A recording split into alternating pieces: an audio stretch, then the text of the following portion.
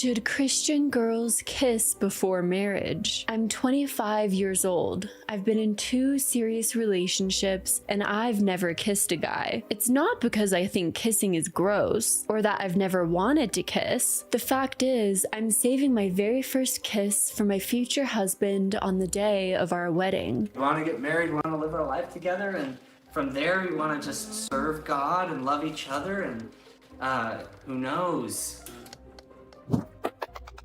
Okay, does it bother Dave that you talk so openly about sex online? The answer is yes, but in a good way. Okay, so here are 3 things to help you gain a biblical approach to purity. Like, why even call yourself a Christian? You're drawing closer to one another, but you know that sex in that dating relationship is not God's. That's not what God has for us. Instead of defining our worth, purpose, and identity according to the culture, we are now defining it according to God's word. Join us on a liberating journey toward a radically better vision for femininity. Good, evil, greed, selflessness, innocence, and corruption, the saved and the damned. Bethany and Kristen, the women behind Girl Defined, thought they knew the answers to it all. That the biggest focus in your life should be finding a life partner and staying pure until you do. I'm striving to stay pure. I'm saving sex for marriage. I'm trying to live counterculturally. In the movies, often there was a sheltered princess who lived in the woods or a cabin far from civilization. She was pure, innocent, good. Her sheltered life often keeping her that way until she met the prince of her dreams. And then she lived happily ever after. But this video is not an old princess movie. Sometimes life moves on after happy ever after. And happily ever after is not the fairy tale or the life that you dreamed it would be. Sometimes in the Christian world, it can be like, yes, you just need to serve each other, and that's where the best comes from. And you're like, well, we have like physically more struggles. We're like not connecting, even though we're like going through the motions, and we need help with that. And well, you have to carry on and pay a mortgage. The ultimate course for Christian women is free. We have intentionally created these resources, and that's why these like fly off the shelf. Calm down. And sometimes Disney has a gay scene, which Bethany and Kristen, the women behind Girl Defined, have made it clear they do not like. I was sitting outside working on a writing project when I first got the news. I clicked on the link and it took me to an article titled Beauty and the Beast to feature first exclusively gay moment in a Disney movie. My thought was, oh no, you've got to be kidding me. But my next thought was, what else would I expect? How could Disney put a gay scene in a Christian movie? Why are they shoving their agenda down our throats? Disney is flying off the rails. What else did we expect? Many people know Bethany and Kristen, the women behind Girl Defined. Hey everyone, I'm Kristen. And I'm Bethany. And we are going to sell this Benjamin ring. Hey, I know what I'm saying. But what if there was a more dark and evil story behind the start of the Girl Defined platform and the Girl Defined fundamentalist family tree? While we all have been laughing at the women who say, honestly, cringeworthy things on the internet, We need to be careful to not use our beauty in a way that selfishly causes people to give us attention and glorify us rather than glorifying our creator. Honestly, I really do desire to get married. I've learned to really, like every day, not to look ahead and go, oh my goodness, I'm probably gonna be 100 years old, just sitting in a rocking chair all by myself. Yeah. Just this withered old woman that's just miserable. and who've been selling courses on how to be the best God-honoring, sensual Christian girl. We are so excited to announce the launch of our fall online mentoring course. Our passion from the beginning has been to help young women understand God's design for womanhood. True beauty really is the farthest thing from hot looks and sensual poses. True beauty really is found in a girl who loves Jesus and is striving to reflect him through her life. How to be pure and perfect, and yet simultaneously how to have sex as a Christian and how to get rich as a Christian. We put it in our book, Sex, Purity, and the Longings of a Girl's Heart. Another great book to read if you're dating or engaged or even married. This book is a must. You are, with your kids, but you're also pouring into your family economy and you are pouring into the budget. We've cringed at their TMI stories, how they've waited to kiss until they they've gotten married. I have not kissed Dave. We are saving our first kiss for when we are husband and wife. But what if Bethany and Kristen are casualties in a much larger system than we've realized? That's not to say that Bethany and Kristen haven't done any wrong or ridiculous things themselves, which we will certainly be covering heavily in this video. It's only to say there may be much more to the story here, and we're gonna try and dive deep into it all today. So let's dive into the vortex on Girl Defined. Hello friends and internet acquaintances. Welcome back to another video on the channel. If you're new here and you like obnoxious cats and topics covering very in-depth deep dives on problematic people on the internet, then don't forget to subscribe. And if you like this video, then don't forget to give it a like. And this cat here is Boofy. Don't forget to say hi to Boofy in the comments. I don't think she cares how you spell her name, so you can also say hi over on my Instagram. Before we get into the video, I want to do a huge shout out to Rachel Oates, who did a deep dive into Bethany Beal, one of the sisters of Girl Defined. I also love her channel, so I definitely wanted to give her some love. The most shocking aspect of the Girl Defined story, and one that has particularly recently been puzzling fans and, well, anti-fans, has been the transformation of the sisters, who seemingly started fairly close, preaching purity culture, and then through their evolution drifted apart as Bethany, one of the sisters, began to post more and more sexual content. Oh my goodness. I get it. Does first time sex actually hurt? This is one of the most common questions I get from single women and from engaged women who have never had sex and are planning on waiting until their wedding night to do it for the first time. And began to spiral into seemingly greed and lust. I'm not being overdramatic when I say that I would rather sit on a hot grill. Wear something off the rack. I managed a $40,000 course launch this year while being a full-time stay-at-home mom. Both Bethany and Kristen played by the perfect handbook. They saved themselves for marriage, practiced purity culture, and yet seemingly after they got married and started a family of their own, they weren't satisfied. Kristen posting about how unhappy she was even after adopting children, and Bethany spiraling into greed, asking her followers for gifts and constantly posting about different courses. All the pretty girls walk like this. It's a transformation of two Christian influencers that I've truly never seen before. And it truly begs the question, how did it all get this way?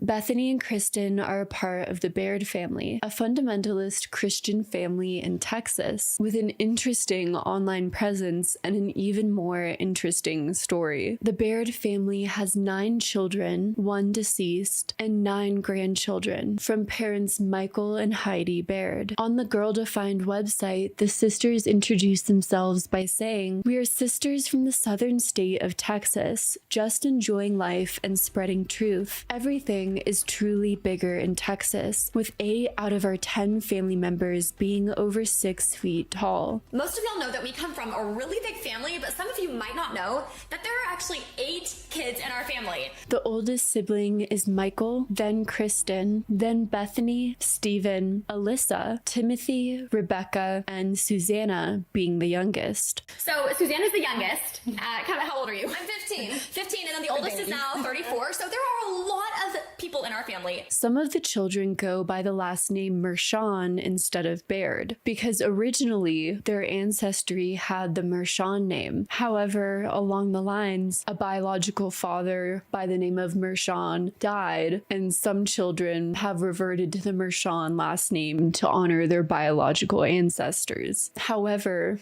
according to a Reddit post by one of the siblings, changing their name to Mershon was also a way that this sibling separated themselves from their family to gain a sense of their own identity. But this Baird Mershon last name change isn't the only strange history surrounding the Girl Defined family. history. Their grandpa was a Nazi mayor. He's got a Wikipedia page about him and everything. Remember that next time you think Girl Defined is wholesome. As people found out that Girl Defined has ties to the Nazis, Girl Defined's great-grandfather, Hans, I'm gonna pronounce this wrong, Grosslicher, was a member of the NSDAP and was the Nazi mayor Saalfelden, Austria. He was arrested multiple times in 1934, likely for participating and possibly leading Nazi demonstrations, which were illegal at the time. During her honeymoon, Bethany and her newlywed husband posed in front of the grave of the Beal family's great-grandpa. People first noticed that, hey, Bethany's in Austria, where a lot of history happened, and Bethany has family in Austria. So they looked up the names of the gravestones, only to discover the details that I just mentioned. And Bethany began deleting comments asking about her family's Nazi connection. Bethany posed proudly with the captions, "With family that lived in Austria, we were directly impacted by the war. I have a special interest in learning about what they went through." Johann Grosslicher likely oversaw sending Saalfelden's Jewish community to. Once World War II ended, he was removed as mayor in 1945. Alongside one of the posts, Bethany wrote about the sobering time she spent at the World War II sites, especially with family that lived in Austria at the time. At the time of it. So they were, you chose to go visit your Nazi relatives during your honeymoon and take pictures of it all, document it all for your Instagram? Bethany wrote, "Another wonderful day in Austria. We had the opportunity to visit some World War II sites." Now, of course, it's important to mention Bethany and the rest of her family could have been unaware of their ties to the Nazis. I feel like if that's the case, they just are very ignorant and unaware. Like, this is one of those cases where it's very easy to connect the dots here on your own. But their own mother, Heidi Baird, still holds their great-grandfather in very high regards. Clearly, one of Heidi's sons was nicknamed after their great-grandfather with the name Hans. And she even made an Instagram post comparing one of her granddaughters, it looks like, to her grandfather, saying the granddaughter's name. "You were born on your great-great-opa's birthday. Oh, he would have loved to have known you, sweet girl. Hans, born July 12th, 1896. Granddaughter, born July 12th, 2018. 122 years apart." What would a Nazi war criminal loved to have known about a baby born 122 years apart? That's what I would love to know. So a lot of people wonder if the Bairds, or at least some of them, I'm looking at you, Heidi, knew of their Nazi ancestry and past. With the amount of times they seem to talk about purity. Purity.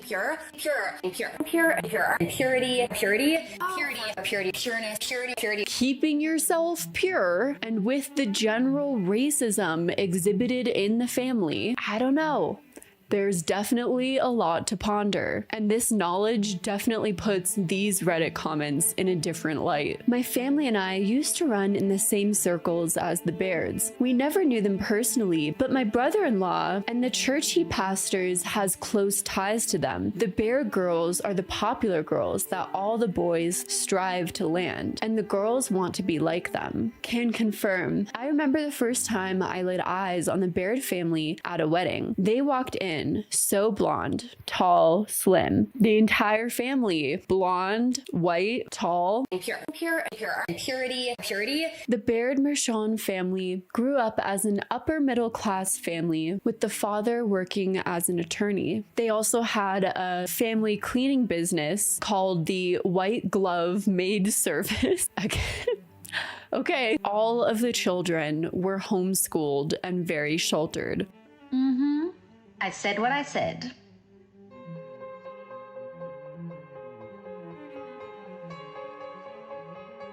none of the girls were allowed to go to college. And often when any opportunities were presented to them, they turned them down to keep staying at home. We look to our talents and we say, wow, if I can achieve this certain status in people's eyes of having a great enough talent, then I will be successful, then I will be worth something. But that's hard because we're not always going to achieve those things perfectly.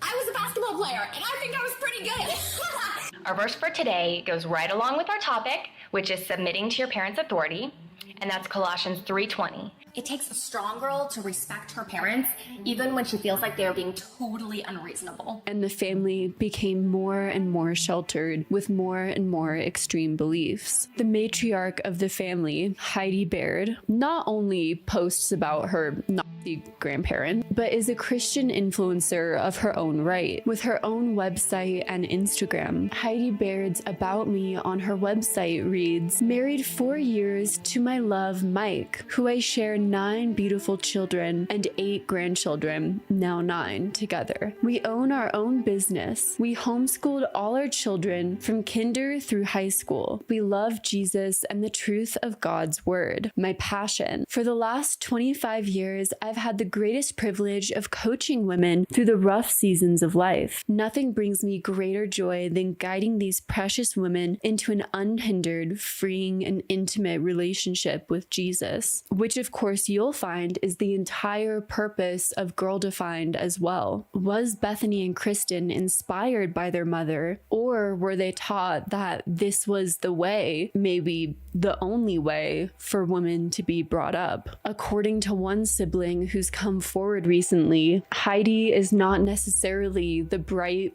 happy, perfect person that she portrays online. In fact, this sibling has spoken out recently saying that she is a narcissist who you could never have an honest conversation with, who had an end motive with everything she did, and that for the girls of the family, going to school was never an option. They were simply raised to be married off to men that Heidi approved of, which also makes it even more creepy when you look at the family's history. Would Heidi ever approve of the women marrying, for example, a man of color, all so that the women of the family could be turned into mini versions of Heidi, which you can see from their social media, and how they talk about Girl Defined helping lead women to God, just like how Heidi talked about helping lead women to God for over 25 years, way longer than Bethany and Kristen have been doing it. This sibling goes on to say that his sisters are simply pawns in his mother's world, and that his mission is just to stop his mother from hurting more people. The sibling even went as far as to insinuate that Heidi may even be in control of the Girl Defined platform and has control of his sisters. For a while now, people have been noticing that Bethany and Kristen seemed to devolve over time, especially on the Fundy Snark subreddit, though many attributed their decline to their strict belief system holding them back, not a possibly abusive and overbearing parent. The devolution? Is that a word? Did I pronounce it right? I'll never know until after this video posts and people tell me. Of Bethany Beal. Looking back at some of her older photos, she looks tremendously grounded, happy, even dressed like an adult, and she had friends. What happened? Girl declined. Bethany and Kristen used to have friends. They did modeling and basketball. I was really into sports, honestly. I loved basketball. I was super competitive. But instead of pursuing college or any of their passions, they plunged deeper and deeper into more and more extreme beliefs and a more and more sheltered life, isolated from friends and a social system. Why is this? On the Girl Defined website, Bethany and Kristen describe leaving basketball and modeling and that time in their life by saying, "After high school, we both dabbled in the modeling industry, but soon discovered that our Christian values and morals wouldn't jive long-term in that environment." I mean, I could make money. I mean, it would be fun. It wouldn't be too bad to be on the front of a magazine. I started to have these thoughts. I decided to pull out one of the modeling cards that I had received. I talked to my parents about it. Kristen was there for that conversation. They were not a fan. Long story short, she offers me a contract and I'm like, whoa, a 1-year contract to be a model? And so I talked to my parents and they're like, well, I mean, it seems like it could work, why don't you try it out? But as long as they understand, that there are certain things you're not going to compromise on. And like Bethany, that point in my life was a huge turning point. And I prayed and talked to my parents and sought counsel. After putting our modeling dreams to rest, we both felt God stirring within us a passion for something more. We dove into God's word to study what he had to say about our design as women. The more we learned, the more we felt compelled to share it. And on their old modeling page, they would make posts like these. God has called us to honor the position our parents hold above us. It doesn't matter if you feel like your parents deserve to be honored or not. God commands us to honor them in the position he has placed them in, despite what you feel like they may deserve. When is the last time you thought about the topic of submitting to your parents' authority? Bethany didn't only play basketball in high school, she loved basketball. We're not talking about basketball, although I could reminisce on that a long time. I love talking about the good old days and basketball, and that was one of my favorite things ever. Basketball was a major passion of hers, and Bethany was actually really good at basketball. I was a basketball player, and I think I was pretty good. Like, you actually lost a game? Maybe once or twice, but hey, I was pretty good. And was offered multiple scholarship opportunities that she turned down after talking with her parents. She wrote a blog post about it on Girl Defined that reads, "When I was 17, I'd been offered multiple full basketball scholarships to Division I universities. Basketball was my passion and I loved playing. When I wasn't playing basketball, I was either talking about it, thinking about it, or dreaming about it. In my junior year of high school, the university basketball coaches needed an answer from me and I had to give them my final decision. After many hours of prayer and long discussions with my parents, the answer was crystal clear. To be willing to say, I give up my plans and desires and I surrender to your will for my life." Wow. After long discussions with my parents, I wonder what they said. A few years later, my older sister Kristen and I started thinking about attending Bible school. After much prayer and discussions with our parents, we applied and we were accepted. All seemed to be moving along smoothly until a few months before the start of the school year. God started working in each of our hearts and eventually made it clear that Bible school was not what he wanted us to do. Kristen and I both had to say those incredibly hard words. I give up my plans and desires and I surrender to your will for my life. Do none of them go to college? They don't. Bethany was offered a basketball scholarship. Her official line is that after discussing it with her parents, she decided it was holier to be a stay-at-home daughter. My read is that Heidi and her husband just wanted to keep her sheltered and didn't realize just how long that was going to go on. That's so sad. I can't fathom having my daughter turn down a sports scholarship to be a stay-at-home daughter, just around waiting for a man to show up. No wonder she's boy crazy. It was her only ticket out of her parents' home. Did she even work? She supposedly worked for her dad's cleaning company, but it was just something in the office. Plus, she had Girl Defined.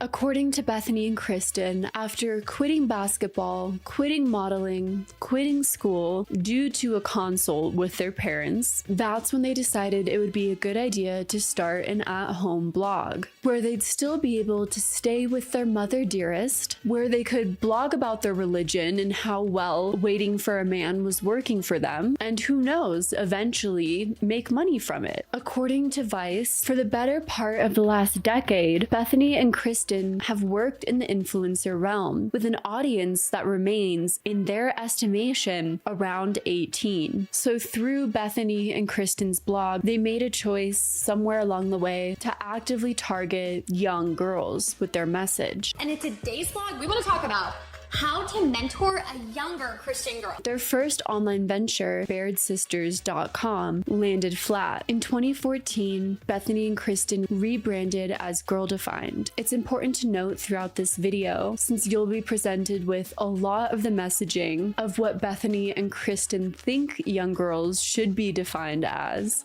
and should look like, act like, think like, talk like that Kristen and Bethany have no formal certifications, not only regarding psychology and mental health, or anything regarding mentoring, teaching, and coaching to help young people find their identity. But on top of that, it even seems that Kristen and Bethany have no formal Bible training, apart from just attending church and identifying as a Christian, studying the Bible and blogging about it. So why are they doing it? Through our blogs, videos, conferences, and online webinars, we are building an online sisterhood. And then we get messages, encouraging messages from the sisterhood like this, and it is so amazing to hear what God is doing through the work of Girl Defined.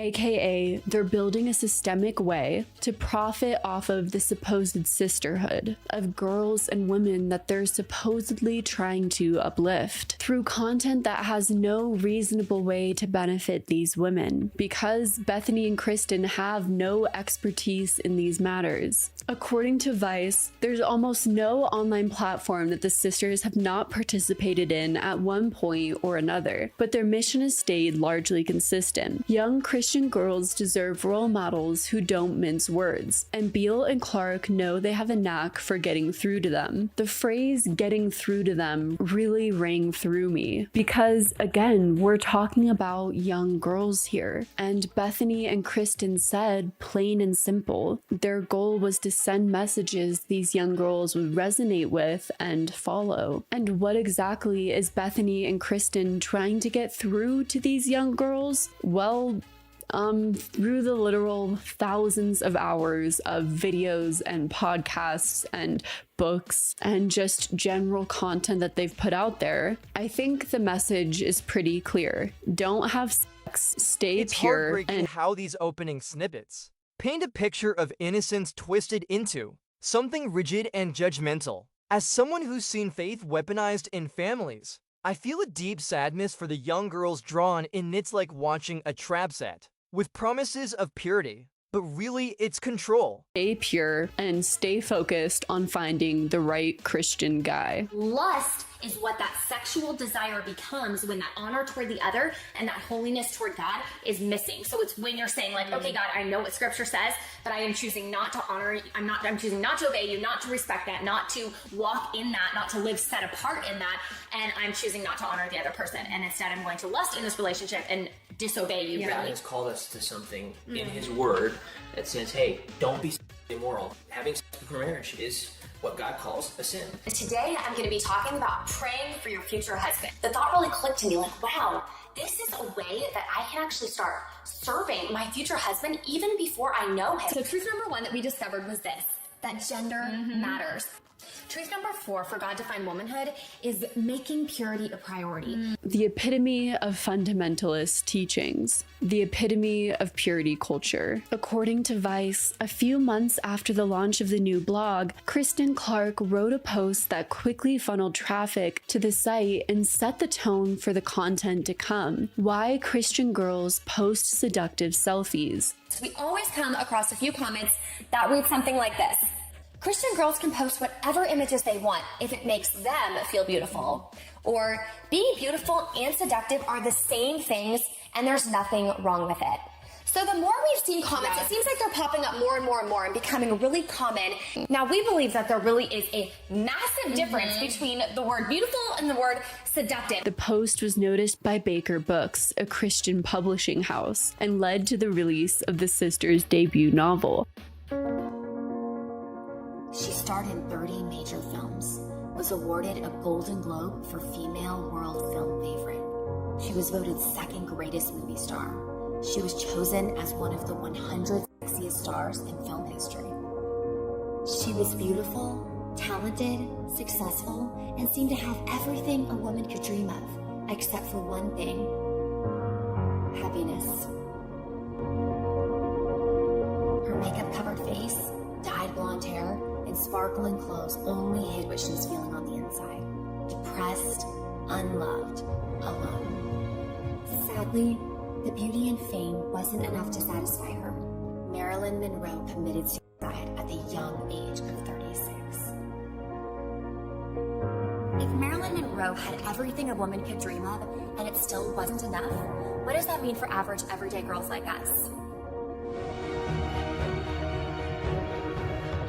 Girl Defined, God's radical design for beauty, femininity, and identity. So Kristen in this blog judged anyone who put on makeup for a photo and wanted the photo to look decent before posting it to social media. What are women supposed to do? Post a photo like Miranda Sings? Never mind. I never want to hear that name again. Not only did Kristen call these photos self-absorbed or vain, just the act of putting on makeup to take a selfie, Kristen called seductive. Which, don't get me wrong, any of those descriptors are a reach, but seductive for wanting to look your best in a social media profile. As my friend Savannah said in our interview for the video I did on Illuminati, are you a yoga instructor? Because that feels like a reach. But because this problematic blog post gained some traffic, Bethany and Kristen kept going. Either because they themselves liked the attention they were getting, how's that for vanity? Or they felt dignified enough in their beliefs to create more content surrounding them. Content like how to show love towards prostitutes, homosexuals, and Muslims by Bethany Baird. I'll be totally honest with you. In the past, and still at times, I've struggled to view lost people with compassion and love. When I hear the words homosexual, prostitute, or even the word Muslim, I cringe inside. What? You wrote that? And you still felt like a good person inside? Why I'm Not Jumping into the Gender Blender by Kristen Clark. You can probably guess what that article's gonna be about. The usual transphobic talking points. I don't need to spell it out, and honestly, I don't want to further platform it in this video. Keeping marriage straight. Why the Bible never recognizes gay marriage, where Kristen Clark basically says that even if gay marriage is legalized, they're still not married in God's eyes. Why it's good to be closed-minded sometimes by Kristen Clark. Points for honesty. Christian girl, you don't need to love yourself more to find lasting worth by Bethany Beal. Self-esteem. Why Christian girls don't need it by Kristen Clark. And then, for whatever reason, Bethany and Kristen were like, we're doing so good at these blogs. We're killing it with these blog titles. We have to bring this to a video format. So in 2016, Bethany and Kristen branched their ministry onto YouTube, creating a channel that now has more than 150,000 subscribers. At first, the videos that Girl Defined was making were relatively unknown in the YouTube sphere until they were featured on the iconic Cody Ko's That's Cringe series. Cody Ko, alongside Noel, reacted to 2 different videos that Girl Defined made. Welcome back to That's Cringe, ladies and gentlemen. Today, we are tackling religion. And these videos were incredibly popular, gaining millions and millions of views. 5 powerful truths for overcoming sins, like Christian-rooted videos where they tackle issues that women have to deal with, but it just all comes off very brainwashed and sexist. It did a literal U-turn because of a guy, because of a man. Talk about guy obsessed. Yeah. Wow. I was literally pulling U-turns. Wow. Literal U-turns. In the middle of the road, like propelling Girl Defined into the mainstream YouTube commentary sphere. Cody Ko, most likely unintentionally, gave the Girl Defined sisters a popularity boost. And while the sisters themselves were not very popular, their content was popular to discuss. How to recover from being a desperate flirt? We should watch that one. Especially among LGBT YouTubers. This is so cultish and brainwashy and so familiar. Oh my god. How do wear makeup in a God-honoring way. Where we thought that more eyeliner was better. Like more eyeliner is better? Why don't you just look me in the eye and tell me to go f myself? If we dove into all the content that Girl Defined has made on YouTube, we would be here for hours, especially because Girl Defined regurgitates so much of their content. For example, there's a Reddit post that's compiled a lot of their favorite content topics that they'll constantly post about, like the content topic, "You're sad because you're single," which they've made constant videos about. And they're going out on dates and he's bringing her flowers and you're over there like, life is horrible. Honestly, I really do desire to get married. Like 5 years ago, that would have been nice. But I've learned to really, like every day, not to think ahead, not to think of the future, not to look ahead and go, oh my goodness, I'm probably gonna be 100 years old, just sitting in a rocking chair all by myself. You know, that's depressing. Like, great, yeah, and I probably imagine like 100 cats climbing around me, like just this withered old woman that's just miserable. I don't know about you, but when I was single, I enjoyed my single years. I had me time. That was great. It doesn't need to be a sad thing. They even make constant videos about being sad because you're single on the holidays. We kind of want that someone special to give gifts to or to get gifts from or just to kind of have to, if we're married, kiss under the mistletoe. You know, I am totally single and it's almost Valentine's Day. Guys buying flowers for their true love and to look around and go, well, no one's bringing me roses. No one's giving me flowers. And if I'm not careful, I can really get into this like, woe is me mindset. As if people don't have friends or family members to spend the holidays with, or coworkers or cats. And though Bethany and Kristen have shared what many feel are very toxic beliefs, by far what has been the most toxic belief system upheld and heavily pushed throughout Girl Defined content has been the purity culture belief system. Purity,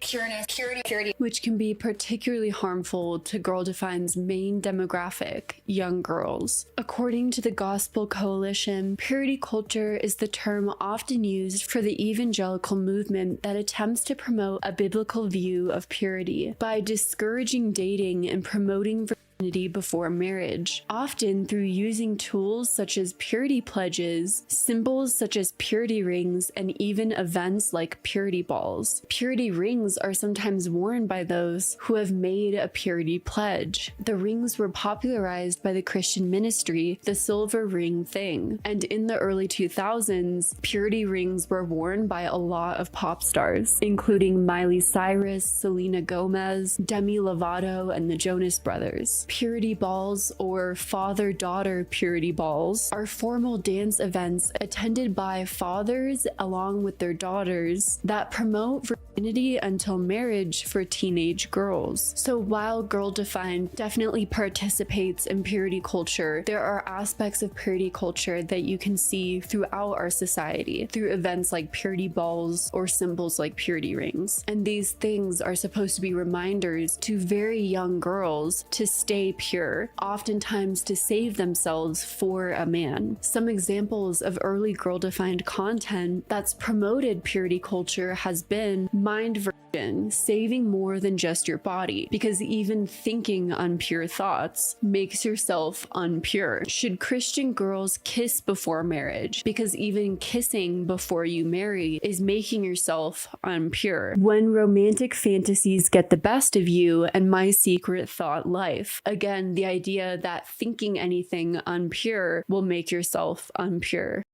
And of course, the majority of Girl Defined's content on YouTube has reiterated this message over and over and over again. They ended up getting married and they saved their first kiss for their wedding day when they were husband and wife.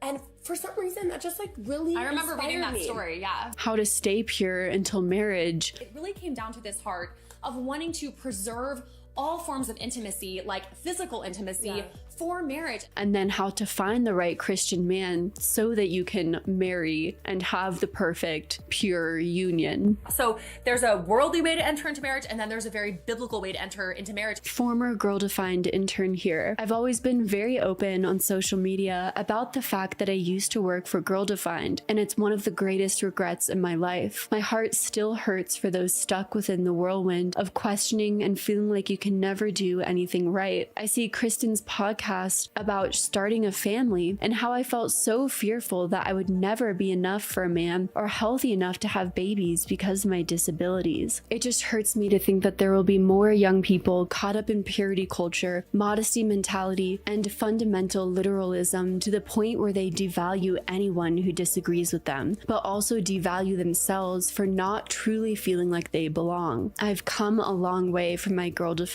days, but it still haunts me. That post from Petty Fundamental on r/girl-defined snark I thought was really important in talking about the dangerous aspects of purity culture. However, there's also a huge part of the conversation that I feel the need to mention as well. It goes back to the beginning of this story, to the Baird family and their history and ancestry, and that's this research: decolonizing purity culture, gendered racism, and white idealization in evangelical Christianity. And this article mentions how research has shown the way purity culture has harmed women by normalizing the oppression of their bodies, restricting sexual agency, teaching a shame response to pleasure, and perpetuating R-word culture. Some authors have also written anecdotally about the long-term consequences of teaching purity culture, resulting in many symptoms for women that mimic that of post-traumatic stress disorder. But also, simultaneously, these studies have centered white women's experiences. And the findings of this particular study showed how women of color were profoundly impacted by the legacy of racism and sexism, which often centers the promotion of white middle-class families through espousing norms of white femininity, purity, and marriage. This is why people have been so deeply upset with the girl-defined platform, and why they've been turned into content fodder since their inception on YouTube. But Bethany and Kristen's reach extended beyond just the content they were making online into a fully fledged brand they were making.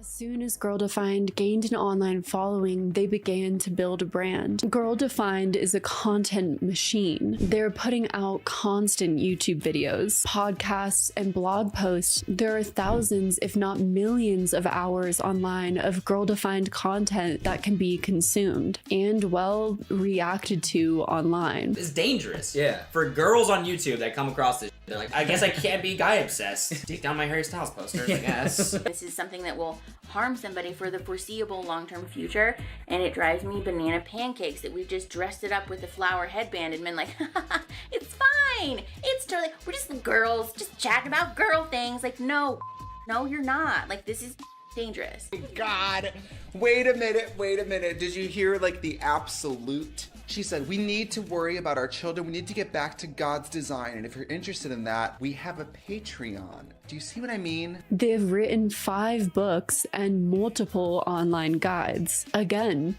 where do they have the time to be doing this? All of which are available for sale on their site. Let's read some descriptions of their books. Love Defined, Embracing God's Vision for Lasting Love and Satisfying Relationships. Our culture is obsessed with love and romance. So why are so few women experiencing satisfying long-term love? In this insightful and encouraging book, sisters Kristen Clark and Bethany Baird help single women of all ages discover a radically better approach to navigating their love lives. Girl Defined, Sex, Purity, and the Longings of a Girl's Heart. For the modern Christian woman living in today's sexually charged society, embracing God's design for sex and purity can often feel like an impossible pursuit, as the culture seeks to normalize things such as pornography, erotica, and casual sex. Both single and married women of all ages feel immense pressure to conform. They wrestle with questions like, what is the purpose of my sexuality? What does it mean to pursue purity? Are my sexual longings good or bad? I've been struggling with porn for a while now, and I don't know what to do. I'm ashamed and scared of letting my secret out. I struggle with same-sex attraction to women. Lust is almost constantly invading my thoughts. They're longing for things like help, hope, and freedom. The two of us get it because we've been there. Not all books are about and love, but almost all of their books connected to womanhood are. Of course, it's okay to be a young person who cares about love and romance, but in my opinion, it's dangerous to be someone who's putting yourself in a mentorship role, to be telling young people that the only thing that matters is sex, love, and romance, and that your only identity should be connected to finding love and getting married. And of course, none of these books examine sexuality and identities outside of a heterosexual relationship. But are we surprised? No, we're not. The Girl Defined website also has a store where you can buy many Girl Defined branded items, from how to discern a guy's true character for $6. Just the concept that for $6 I'll have everything I need to discern someone's true character is wild to me. I feel like it takes weeks, if not months, to discern someone's true character and really get to know them, not a $6 guide. You need to be asking questions like, what kind of character does this guy have? I do feel like that is a good question to ask to discern someone's character. How to know if he's the one for $8. Again, I feel like this takes a long time to know and is not something you can figure out with an $8 guide. And the people who buy this guide are putting quite a lot of faith in Bethany and Kristen's judge of character. A Christian girl's guide to interacting with guys, $8. If I'm being totally honest, one word that probably best describes my, Bethany, interactions with young men would be flirting. Scandalous. How to recover from being a desperate flirt. So the two of us have definitely been desperate flirts over the years. Oh my goodness, like back in high school especially, and even before that, like when we were 8, 9, 10, like first started crushing on guys. Yeah. I can remember so many things that we did to get the guy's attention, to get him to notice us, just crazy things. And one of the stories that comes to mind is one that some of you may have heard, but back when I was in high school. Just don't interact with guys. They're icky and have cooties. Stay. Bethany and Kristen also sell merch on their Girl Defined website to endorse their clothing in their shop. Bethany and Kristen released a video claiming that they were starting a movement to bring back God's amazing design for womanhood. You're starting a movement to bring back God's amazing design for womanhood. He is our designer and he has a specific and good plan for us as women. We're here to reclaim biblical womanhood and we want you to join us. We're here to unite as Christian women to bring back biblical womanhood because we know that the one who designed you gets to define you. Where they describe God as our designer who has a specific and good plan for us as women. We're here to unite as Christian women to bring back biblical womanhood because we know that the one who designed you gets to define you. Describing God as a designer and then claiming that you're going to bring back his amazing design before releasing your clothing designs, it's a weird tactic, as if you're trying to tell your audience that they'll be somehow pleasing God by purchasing your t-shirts. So let's examine some of their t-shirts and see how much God's design and vision was implemented into the t-shirts. You guys decide and let me know in the comments what you think. There's the girl sweatshirt with just the word girl on it. There's the pink Girl Defined sweatshirt. There's kind of like a child looking drawing sunset shirt that says sister press on, final sale, only $10. That's not that bad. I can't believe I'm saying that. The website claims that every purchase made goes directly to supporting the ministry, but Bethany and Kristen haven't been very transparent as to where in that ministry the money is going. And in past financial records, it's been noted that over 55% of the revenue from the ministry has been attributed to their income. So at this point, can you really say you're a ministry or just a social media brand? On top of that, Bethany and Kristen also started their speaking events and annual conferences, another source of income for the ministry.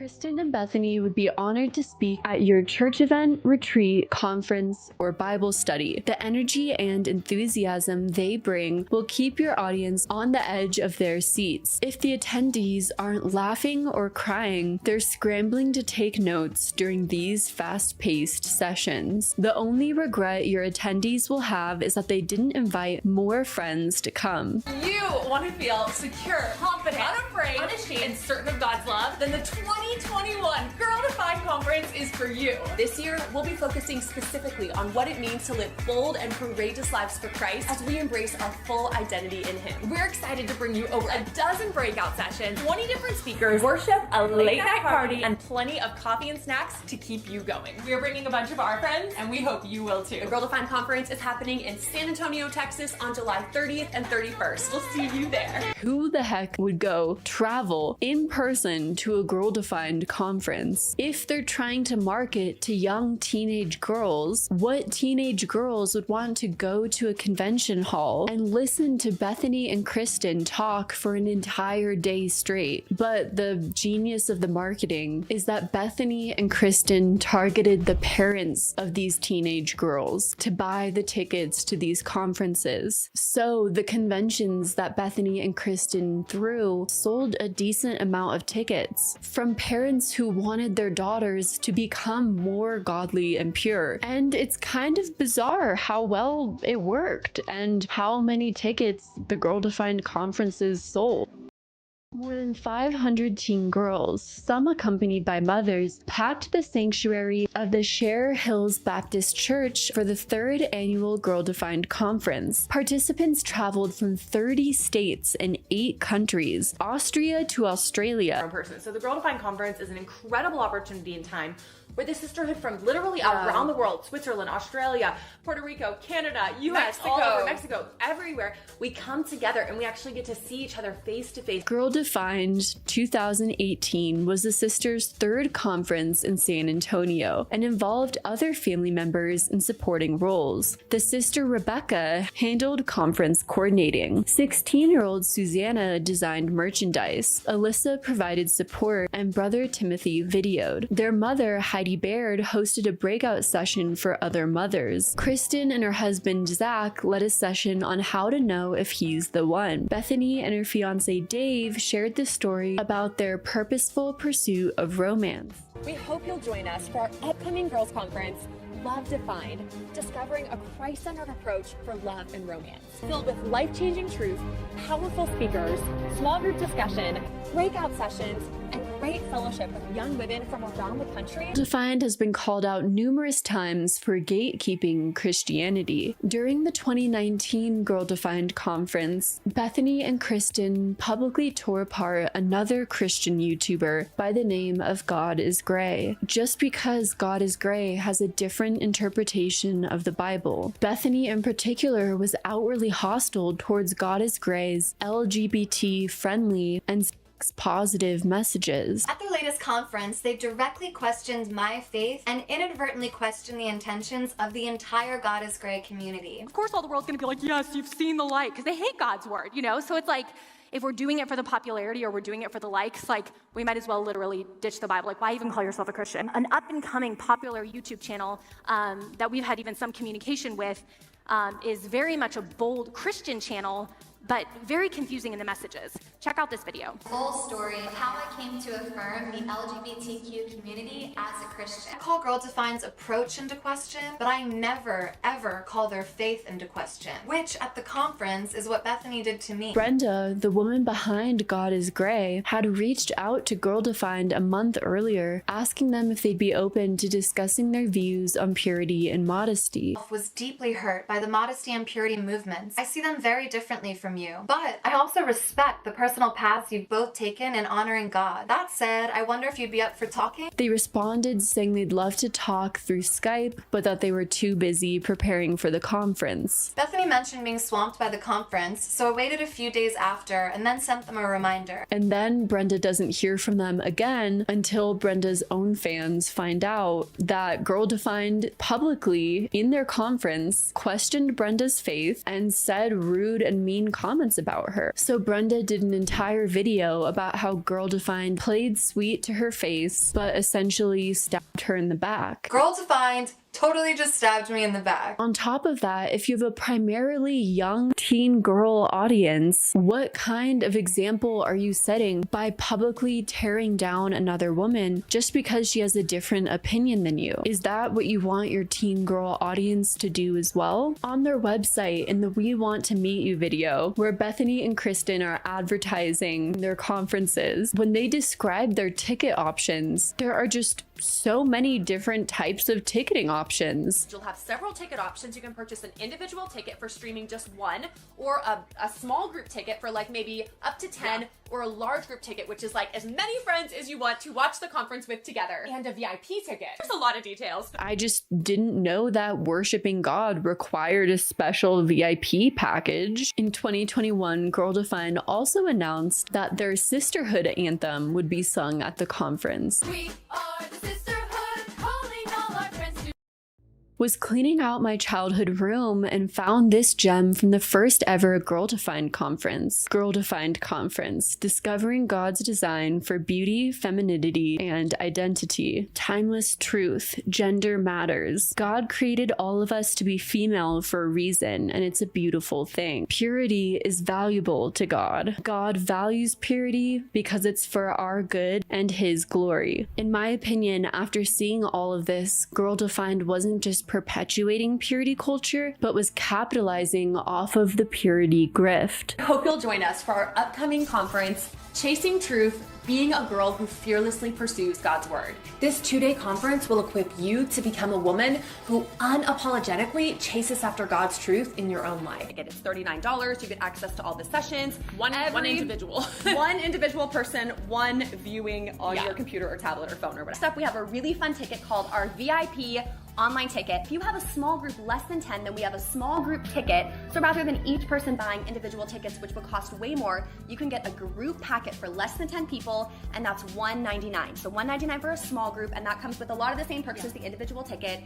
But if you have more friends, if you're like, man, we have a way at our church to gather a safe, healthy group of maybe 20, 30, whatever your city is allowing, we don't know. But that's for groups of 10 or more. You can get our large group ticket, which is $399, and that can be literally 10 or more people. So however many people you're able to have to join you for that gathering, get the large group ticket. Bethany and Kristen were marketing purity events to parents who were so ingrained in purity culture that they wanted to bring their daughters to keep their children more pure. So they bought tickets and gave their children homework and merchandise and books and courses. It seems the main way that their business worked was through branding themselves as the purity experts, so that parents looking for a way to ensure that their daughters remained pure stumbled upon Bethany and Kristen's resources. I honestly won't ever understand, why do these girls go to the conferences? They always regurgitate the same crap over and over again. I could tell you what they'll be talking about this year just by the title of the breakout sessions. It's an absolute waste of time and money. I don't know why they go either, but I wonder if families send their daughters out of guilt and fear. For us, while we were a part of the movement, there was always a fear that if we didn't do things a certain way, or if our daughters didn't behave a certain way, then we wouldn't be glorifying God, and our girls may fall into sin and walk away from their faith. So going to a Girl Defined conference would encourage and strengthen the girls' faith. If you didn't live near the conference or couldn't buy a ticket to go to the conference, no worries. Girl Defined has another option on their site to ensure you can get every ounce of godly wisdom right into your noggin through purchasing their mentorship course. Girl Defined have created an 8-week mentorship course where they look to provide members with personal discipline. Members will receive downloadable homework to help them dig deeper into each topic. Again, the word homework comes up. So, what age demographic do you think this course is aimed towards? But really, we are passionate passionate about mentoring younger women. So we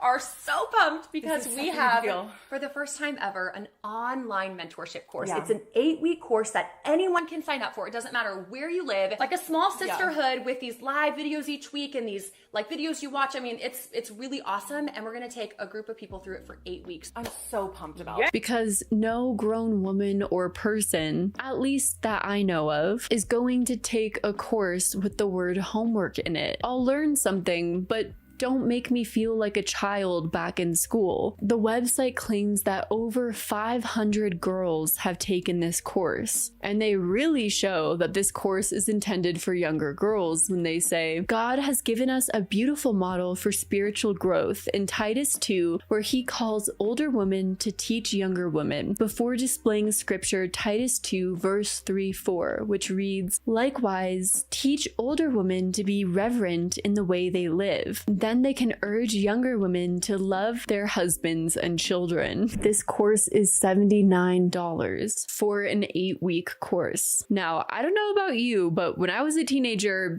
I just didn't have $79 laying around. What age is this course geared towards? The content of this course is truly relevant for all ages. We purposefully designed the lessons to be engaging, challenging, and applicable to everyone ages 13 and older. Whether you're a teen girls in your 20s or older, you will be greatly encouraged by this course. All of us have decisions we have to make, a complication with a sister, a relationship struggle. We need someone who can lead us and guide us and bring that wisdom. We wanted to take what we've learned and help the next generation, help younger women. Now, with all these different revenue streams, how much has the Girl Defined brand made? It's hard to tell because Girl Defined has been shady about their business operation and expenses. According to this Reddit post, who did a great in-depth analysis about all their tax returns and the lack of information that they've publicly provided. As a nonprofit, they're required to file an annual 990 tax return. I'm a dumb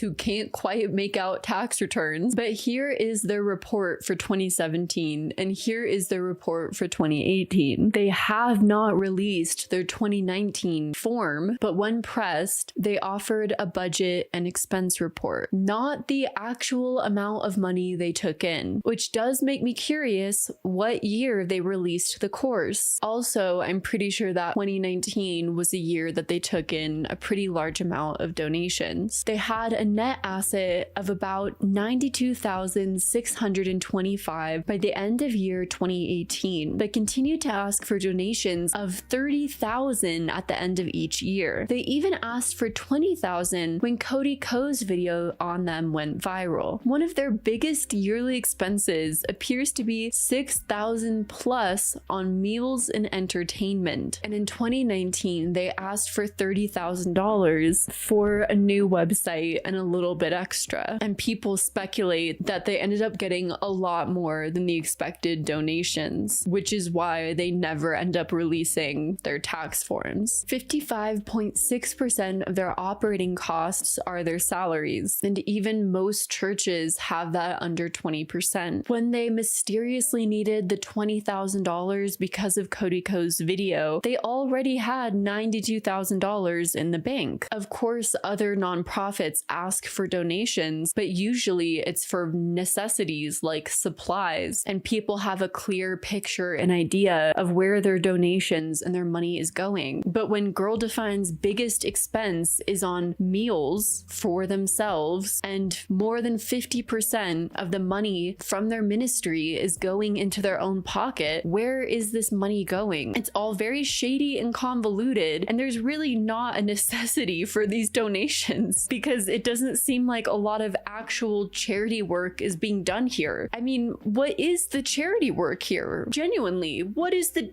charity work? The charity work is keeping teenage girls as virgins. That's the only thing they're doing here that in their minds would be considered charity work. Most of their ministry's sole focus is centered around the idea of keeping young girls pure and helping single girls find Christian husbands, which, in my opinion, is not a cause in need of $30,000 donations. after marriage. God wants our relationships to have so much honor for the other person. Yeah. Are there ways that as Christian women that you can be available, that you can pursue or let a guy know you're interested without being too pushy or manipulating? Where we're not viewing them as an object to satisfy our lust. We're not just giving into our passions like he's saying the Gentiles, right? Like he's saying flee that. You can live without sex, but you can't live without true intimacy. Like Bethany and Kristen, there are people that are dying. There's people that are dying. And the other funny thing about that is that for a long time, while they were teaching young girls about how to find Mr. Right. So we highly caution you with a guy that's really struggling. Who the do you want to date? Who are you, like a rock? Who are you trying to date? Mark Zuckerberg? Just yes, babe. I'll do whatever you want. Bethany was openly talking about her struggle of being single, which also means, because, you know, purity culture, her struggles of being a virgin and not being able to find a man and get married. My sister's got someone, my friends have someone. I remember Christmas coming specifically and just feeling like I'm in my late 20s. I still don't have that special someone. I can remember year after year after year of you being married and having your romantic relationship. And I'm kissing over here, under the mistletoe. not having a boyfriend. We know Valentine's Day is coming up. It's all great and stuff to spend it with your family, and I love my family, but I kind of just want to have that special someone. Which is a little bit contradictory. Your ministry isn't even helping yourself. So who are you helping here? But luckily for Bethany, since she had been complaining for so long that she was so single and in her season of singleness, everyone else seems to have a boyfriend, a husband, that's someone special to kiss under the mistletoe. She ended up meeting someone and falling madly in love, I think, and forming a kind of perfect union.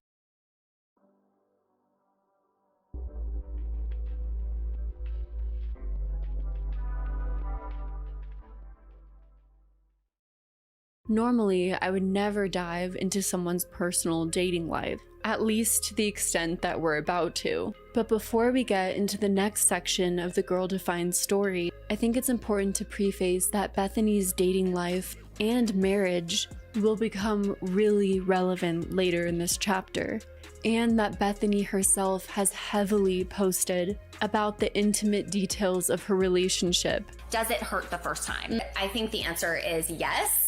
It does hurt the first time. Personally, never had any pain. Excited. For those of you who don't know who this is, why don't you introduce yourself? I'm Dave. I'm Bethany's husband, and I've been married to Bethany privilegedly for the last 3 years. So we have actually had a lot of videos on Girl Defined. Our entire wedding was live streamed on Girl Defined. Our entire... On Girl Defined? I think it was on Girl Defined. Oh, well, actually, here first, let me show you this. This is me and Dave. I don't know if you can see him. Maybe. So go to my page at Bethany Baird on Facebook or Instagram, and I'll be posting some pictures of him, or just go to any of Girl Defined social media sites and I'll be posting some pictures of him. And exploited all the ups and downs of her personal life, which is really a whole subject on its own. A lot of people have gotten pretty parasocial when it comes to the relationship of Bethany, but sometimes it can go too far and have dangerous connotations. So I'm gonna try not to do that too much in this video. One thing I will note is that around the time that Bethany became really involved in her relationship, fans, and I guess anti-fans, people who followed Bethany and Kristen but were not fans of them, started to notice that Kristen became a little bit more withdrawn and distant from Bethany. They didn't seem as close as they used to, which can be a really normal thing when sisters get married. Or of course, there could be more to this story, which many people had their own theories on. Kristen was dealing with infertility problems and had multiple miscarriages. We didn't really know what the problem was, right? At this point, it's okay, we've gotten pregnant twice and we've miscarried twice. There's really no answers. Which is a horrible experience to go through. But as Kristen and Bethany became more distant, fans started to believe that Bethany was on a path that Kristen no longer agreed with. A lot of fans' theories on this revolving around Bethany's sexuality and sexual posts, which is problematic in a sense, but will make more sense as this chapter unfolds. Because keep in mind, when this chapter starts off, Bethany is still single. Kristen, on the other hand, is kind of seen as the superior sister who's been married off, found love, and, you know, probably consummated the marriage. Bethany was still the sheltered girl. Well, actually, very full-grown woman, approaching 30. So just the fact that she now has a boyfriend that her family actually accepts for her is kind of really big news. Bethany announced her new relationship to her girl-defined audience in January of 2018. And some of you may have caught on to it, but I'm hoping that today I can clarify for everyone and share with you something super exciting. He talked to my dad, and my dad at that time was like, you know, it's not actually, like, they both kind of agreed it wasn't the best time just because of some other stuff going on and just busyness and things like that in my life. And I said yes, that I would love to be in a relationship with him and get to know him on a more intentional level. Her boyfriend's name was David, or as he goes by, Dave. And soon after the big announcement, he began appearing on all of her social media platforms. Dave is from Southern California. Dave and Bethany met at a church in Texas, but there was a 5.5-year age gap. They got to know each other completely platonically in a friend group, and it wasn't until much later that they expressed interest in each other. Bethany and David got engaged on May 26th of 2018. 29 years, and this is the first time this happened. That's right. That's right. It's a That's big deal. true. I've never had It's a one of big these. deal. So, oh, y'all, I cannot wait to tell you Uh-huh. the story. And then he sings another song. And so I asked him if he would play it for y'all. So I just wanna ask you, I just wanna ask you, I just wanna ask you, I just wanna ask you, I just wanna ask you, I just wanna ask you, I just wanna ask you right now. David Jonathan Beal pulled out his ukulele and sang me the most amazing song about his love for me. He put the ukulele down, put out a ring box, got down on one knee, and asked me to marry him. Not the ukulele. Please leave the ukulele out of it. Hey. An interesting, very interesting aspect of Bethany's engagement that drummed up a lot of internet buzz was that throughout Bethany's engagement, she proudly spoke about how she was waiting to kiss Dave until their wedding day. I have not kissed Dave. We are saving our first kiss for when we are husband and wife. Which was going the extra mile, to say the least. Almost no one, not even within her immediate circle, thought it was a noble cause for her to be doing. Do you think it was weird that we waited until our wedding to kiss for the first time? Weirdo, cute and sweet. What do you think everyone voted? What do you think they voted? Can you guess? I actually don't know what they ended up voting. Bethany also chose to live stream her entire wedding for her girl-defined audience. We are now an engaged couple. I could not be more thrilled and excited. And then the night of the wedding came, when, well, for every pure gal, you can expect the magic to happen. Bethany's wedding and early marriage revelations feel so raw and exposing. I get emotional thinking about the pressure to perform perfection after waiting. So long it's like a bubble bursting. I felt that disappointment in relationships where expectations clash with reality. If you catch my drift. Bethany has openly talked about her and Dave's first time together, which I won't get too much into. There are Reddit posts going into the details of it, but from what it seems like, Bethany insinuates that there were not as many fireworks and excitement as was initially anticipated. It seems like not everything is how it's made out to be in the movies. And you know what? That's totally fine and should be talked about more. Maybe not with your life partner, but it's okay to not always have chemistry with someone and for your first time to be a little bit awkward. I don't know. I'm not an expert on this topic by any means. And after their honeymoon on the Girl Defined platform, Bethany made a lot of content about her experience being a newlywed. But then the content about Bethany's marriage life took a weird turn, with Girl Defined making video content like why marriage ultimately won't satisfy, figuring out boundaries for your Christian marriage. So in marriage, though, it's hard because you go from being two single people to dating, engaged, and then married. But oftentimes you still have a lot of friends who are either unmarried or who do things differently than you, or who still want to be friends. And maybe it's a guy or a girl, you know, like maybe your husband had friends that were girls, you had friends that were guys, which is fine and okay. But you get married and you're like, oh, maybe this should change. Maybe this should look a little bit different. Nothing a baby can't fix, right? Because soon after, Bethany would become pregnant and announce her pregnancy online. And we're having a baby. What? What's up, y'all? This is actually my first video for Girl Defined since having David Jr. I loved having a home birth. I absolutely loved using midwives. I absolutely loved the experience that gave me. While still openly talking about her marriage journey and the amount her and her husband were clearly struggling in their relationship. We only have like a couple fights a day, right? Right. Yes.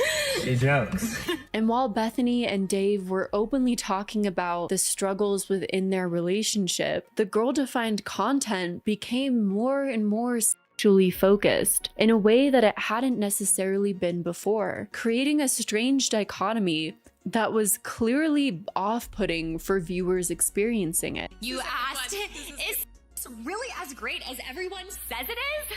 That is such a fun question. Our most open marriage conversation yet. Does it bother Dave that you talk so openly about sex online? The answer is yes, but in a good way. I think that a lot of things have changed more recently, like in the last 6 months. Yeah, that's true. I'll just speak personally. I got to a point basically 4 years into our marriage where I just kind of hit a big wall of disappointment and went to get counseling. Mostly thinking you should get counseling. I was mostly thinking really Bethany should get counseling. Even if I were to ask, you would say you were happy. Yeah. I was miserable. We both went and got counseling last year separately. We didn't do marriage counseling. I found which we should. Yeah, At we some really point, want that would to. be really Yeah. fun. We would both really enjoy that. So the exposure via Bethany talking about and herself and our relationship is very exposing in that sense. We're like not connecting, even though we're like going through the motions, and we need help with that. And so I never claim to be a sex expert. I am very open that we're learning and growing. And that's why I'm constantly recommending resources and pointing you to people that I trust, that I've learned from, that he's learned from. Lust and sexual fantasy as a married woman. When it comes to actual sexual intimacy, fantasizing about other men to be able to, you know, have a more pleasurable experience. Yes. It's very, very common and something that's just not really talked about. On top of Bethany and Dave discussing their marriage issues so openly, around this time, as I mentioned earlier, Kristen Clark had been dealing with infertility, eventually adopting 2 boys from Ukraine after years of trying to conceive. Kristen immediately changed these 2 boys' names to American names and began teaching them the gospel. On top of these major red flags of erasing these boys' culture that they grew up in, Kristen made an Instagram post that rubbed a lot of people the wrong way. After 3 miscarriages and 11 years of infertility, I thought that finally becoming a mom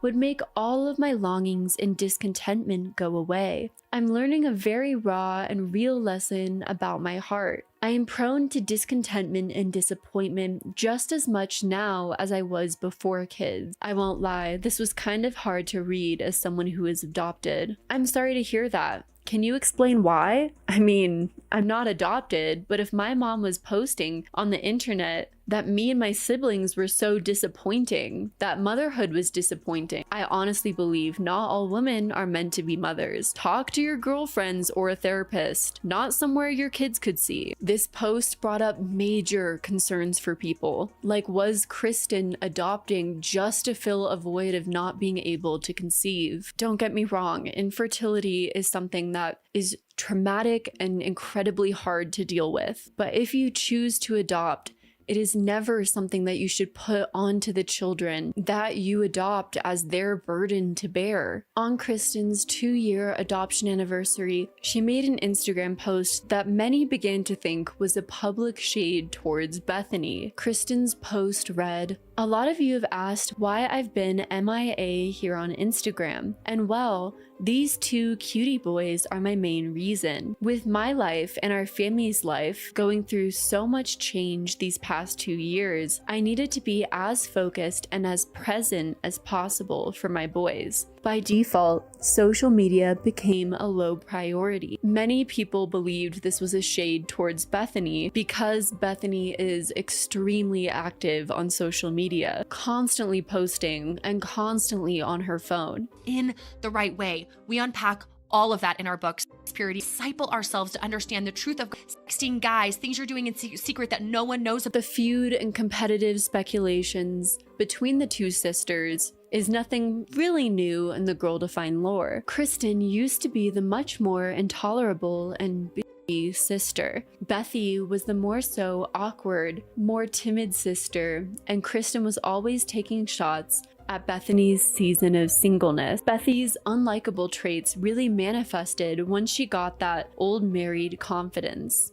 And remember what the siblings said about Heidi Baird. They were raised to be married off to men that my mother approved of. They were essentially turned into mini versions of my mom. Imagine receiving so much pressure at a young age to adhere to a perfect standard, to become exactly like your mother and be a pawn in your mother's game. Even on Heidi's Instagram, there are certain children on there that she will post very frequently, and there are certain children who will show up on Heidi Baird's Instagram rarely, and some children who do not show up on her Instagram at all, like an attention reward system. Meanwhile, each sister is going through their own personal plights and emotions. Kristen feeling grief for not being able to conceive, possibly feeling the pressures of purity culture and needing to be perfect, and the frustrations of her body all collapsing in around her. Bethany dealing with frustrations in her marriage while trying to maintain the perfect outward image.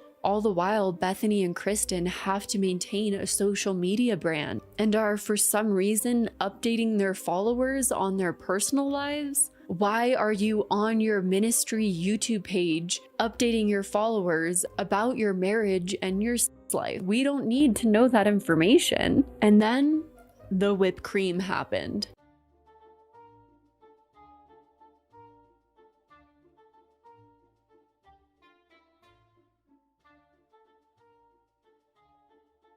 After the whipped cream content, things went downhill real fast for Bethany Baird. Bethany went on a social media rant about how bad it is to make fun of and talk poorly about marriage, and how we should only speak positively about marriage. Ways to get popular on Instagram: make fun of your marriage, make fun of your husband's sex drive, talk about how much you hate sex, make fun of your husband. We should change the conversation and start speaking positively about marriage and sex. You with me? Bethany, it feels like you have barely spoken positive about your marriage. What are you talking about? On top of that, Bethany has posted unhappy marriage content when you're trying to watch a movie and cuddle with your husband, but he smacks his lips while eating the popcorn. When your husband is ready to peacefully resolve conflict, but you feel like being mad. When your husband wakes up early with the baby and makes you coffee, and you get annoyed over something small when you wake up.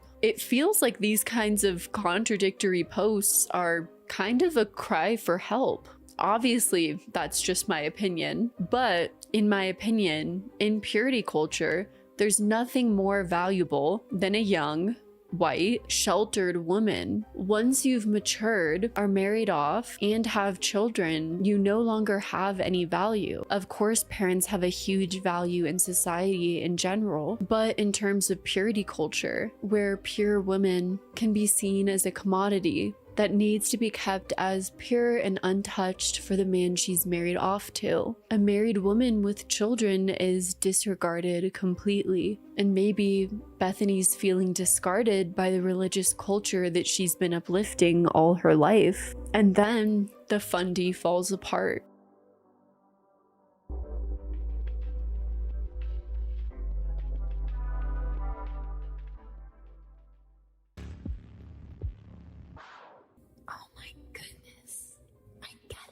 You told me you were interesting, but you're literally always in bed.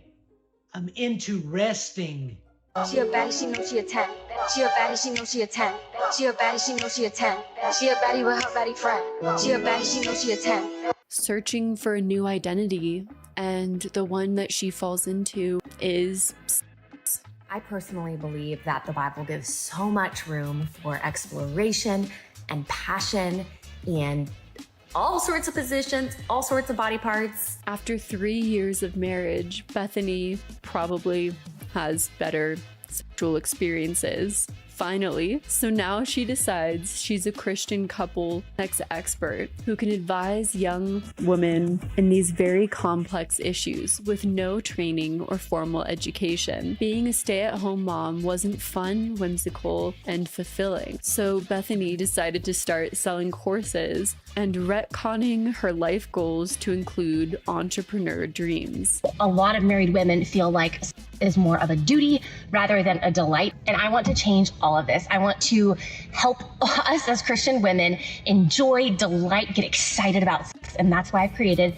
the ultimate sex course for Christian women. As this Reddit post points out, somewhere along the way in Bethany's new identity, she realized she needed another way to make money. And what better way to make money than off of her new identity? Sex for Christian women. So Bethany began marketing a ultimate sex course for Christian women all over all of her social media profiles.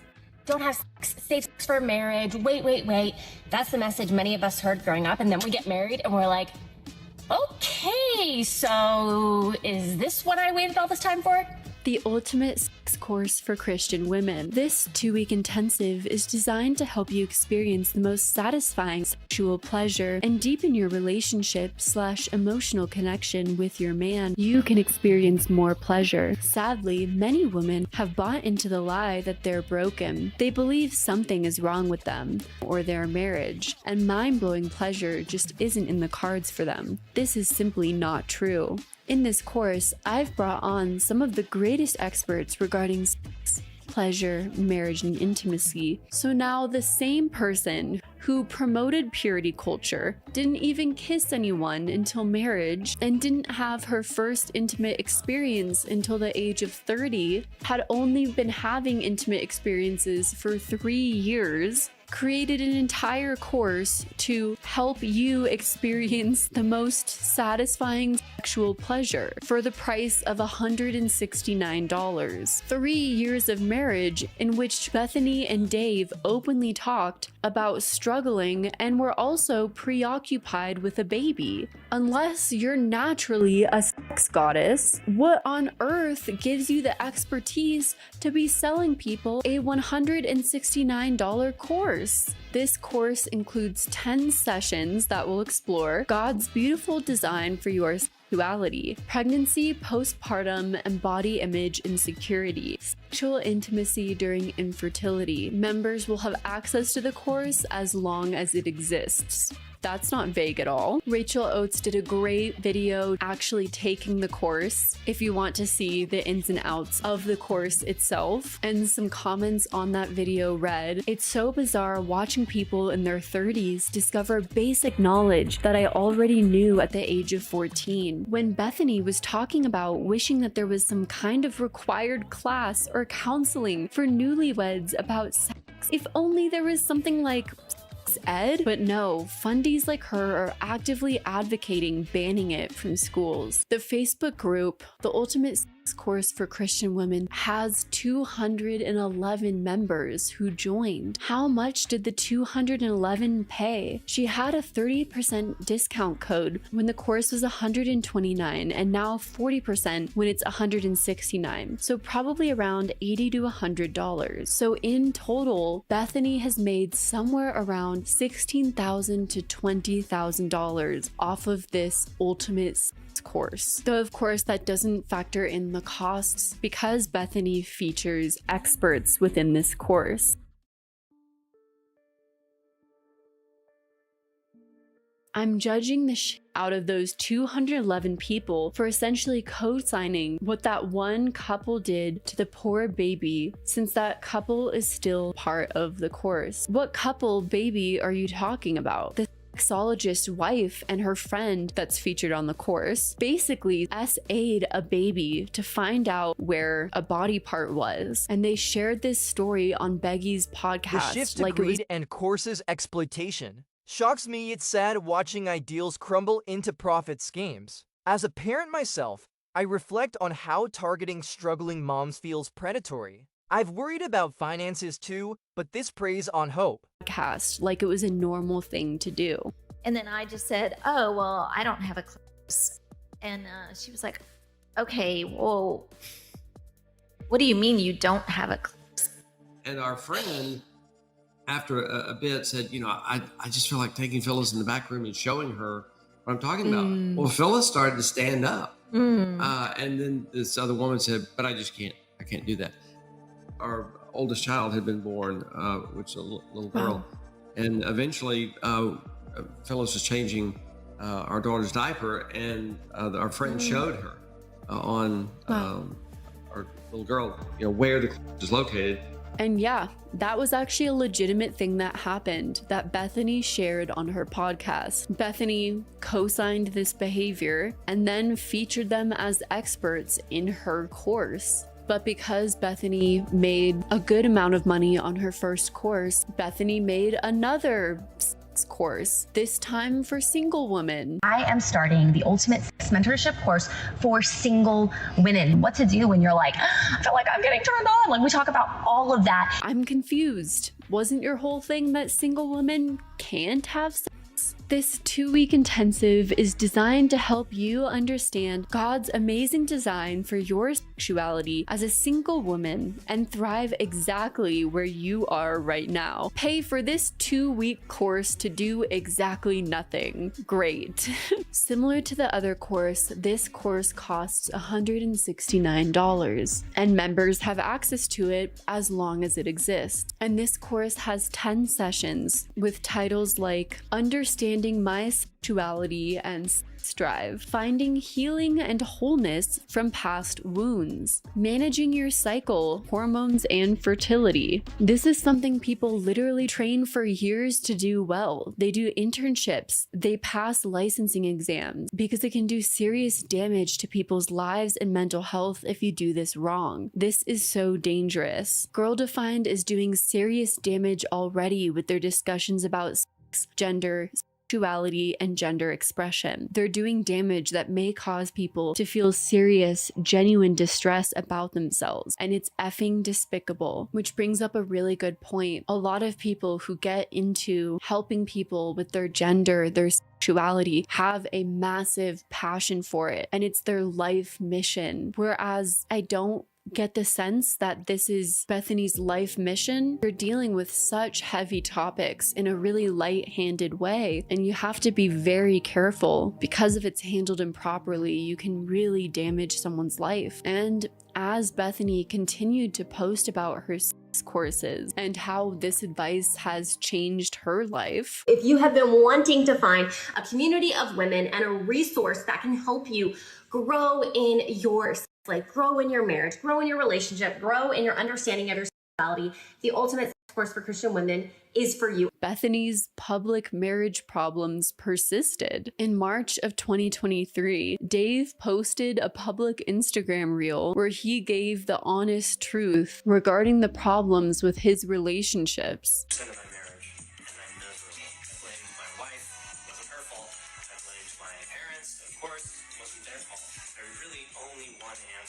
Dave claimed around a year ago, he realized, I didn't like myself. I didn't like my life. According to Dave, he was suppressing his life energy by adapting himself to what he thought other people wanted from him. Suppressing my life energy by adapting myself to what I thought other people wanted from me. He even claimed that he was being emotionally manipulative and controlling in his marriage. I was emotionally manipulative and controlling in my marriage, and ultimately ineffective and undesirable. Around this time, Bethany was promoting her courses and routinely giving marriage advice. David posted another video talking about how he's going to therapy and is working on himself. So I went and got some therapy.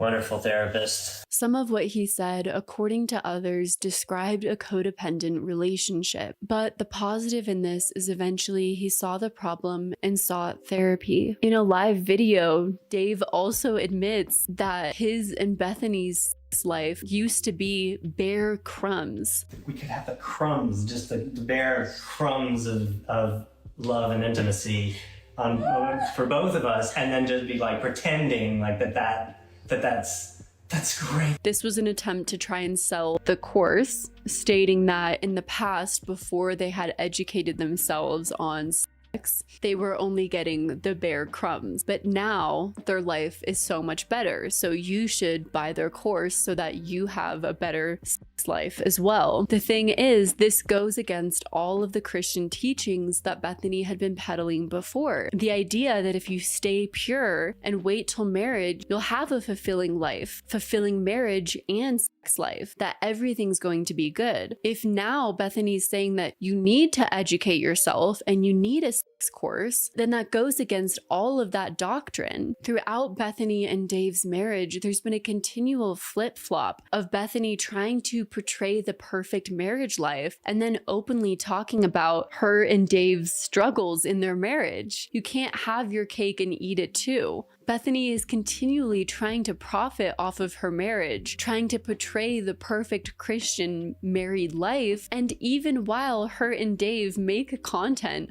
on their continual marriage struggles, she simultaneously will use her marriage as a way to market her courses and ways to give advice to other people.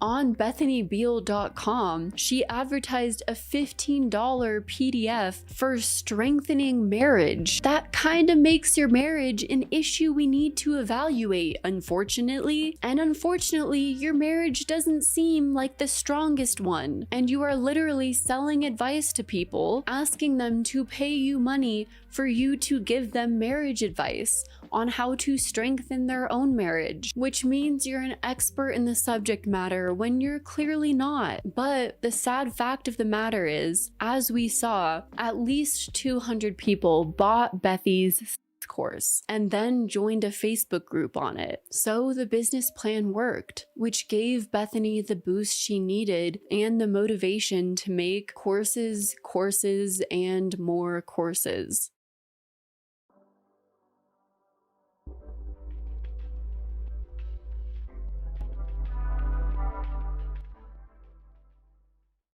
Bethany sold a sex course, people bought it, so Bethany officially entered her primetime boss entrepreneurship, start your own business era.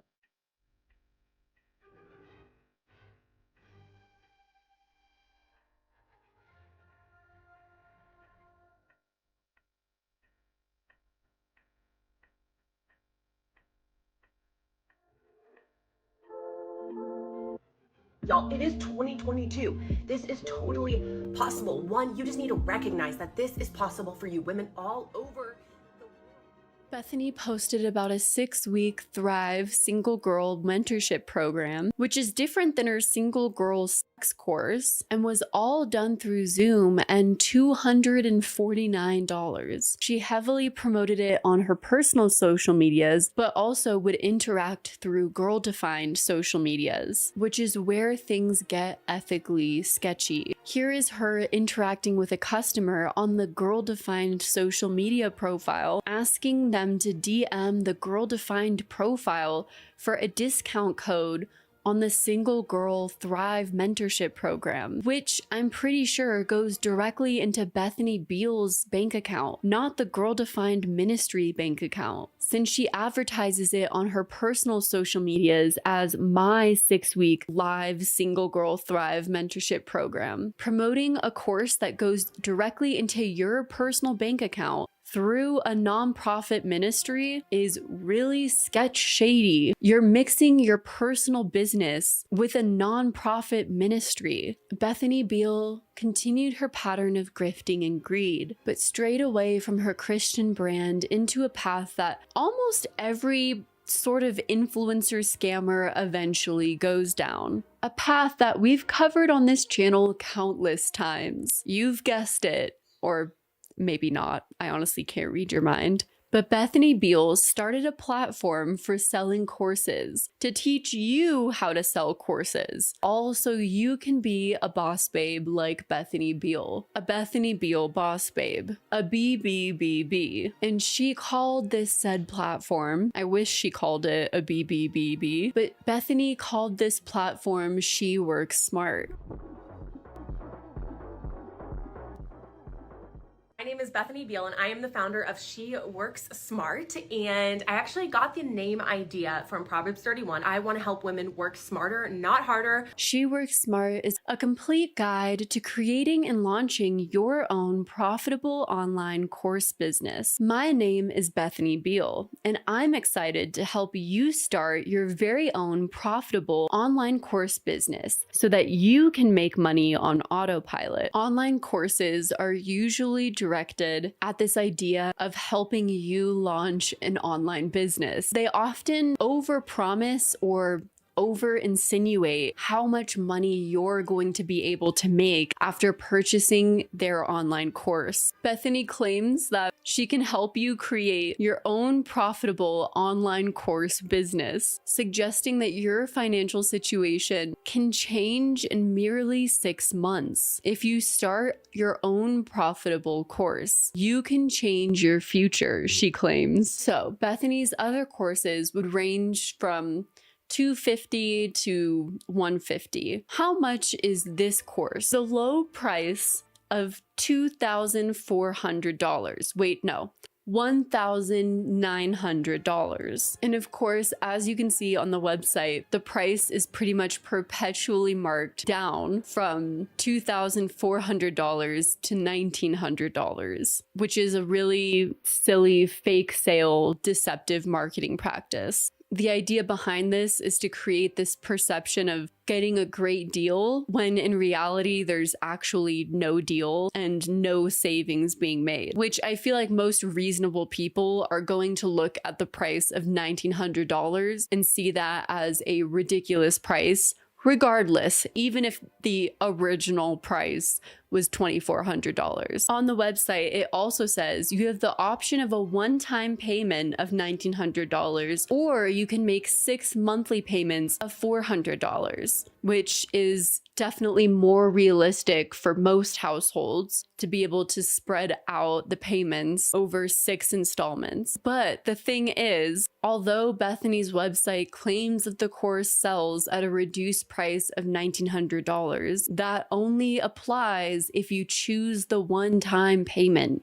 If customers can't pay the one-time payment and you can only pay the $400 over the period of 6 months, that will equate to the original price of $2,400, which was done very strategically, knowing that most customers won't be able to pay all at once and will likely have to choose the $400 over a period of 6 payments option. Personally, I feel like that's a really deceptive tactic. If customers choose the more financially comfortable option of $400 over 6 payments, the price goes up from $1,900 to $2,400, which is over a 25% increase in price.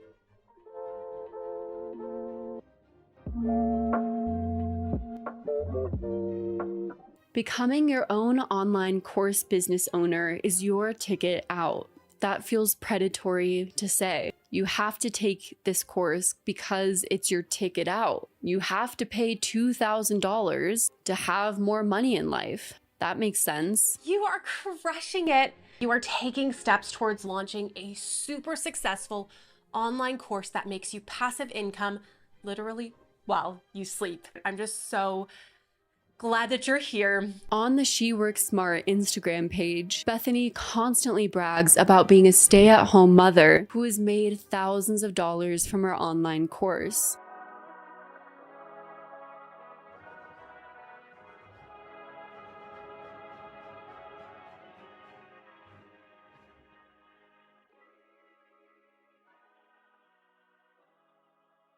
Unlike her girl-defined brand, this business seems to be primarily marketed towards mothers who are struggling financially, who may also need to stay at home and raise their children. So it's important to note that this issue specifically impacts single mothers. Almost half of single mothers worldwide struggled to afford food in the past year. In the US alone, 40% of single mothers struggled to afford food, and 27% could not afford shelter. Bethany continues to make the claim that she made $40,000 on her launch day of She Works Smart. $40,000 initially sounds like a substantial amount until you divide that $40,000 by the $1,900 price, which equals 21.1, meaning roughly 21 to 22 people signed up for her program on launch day, which is not much considering Bethany's large social platform.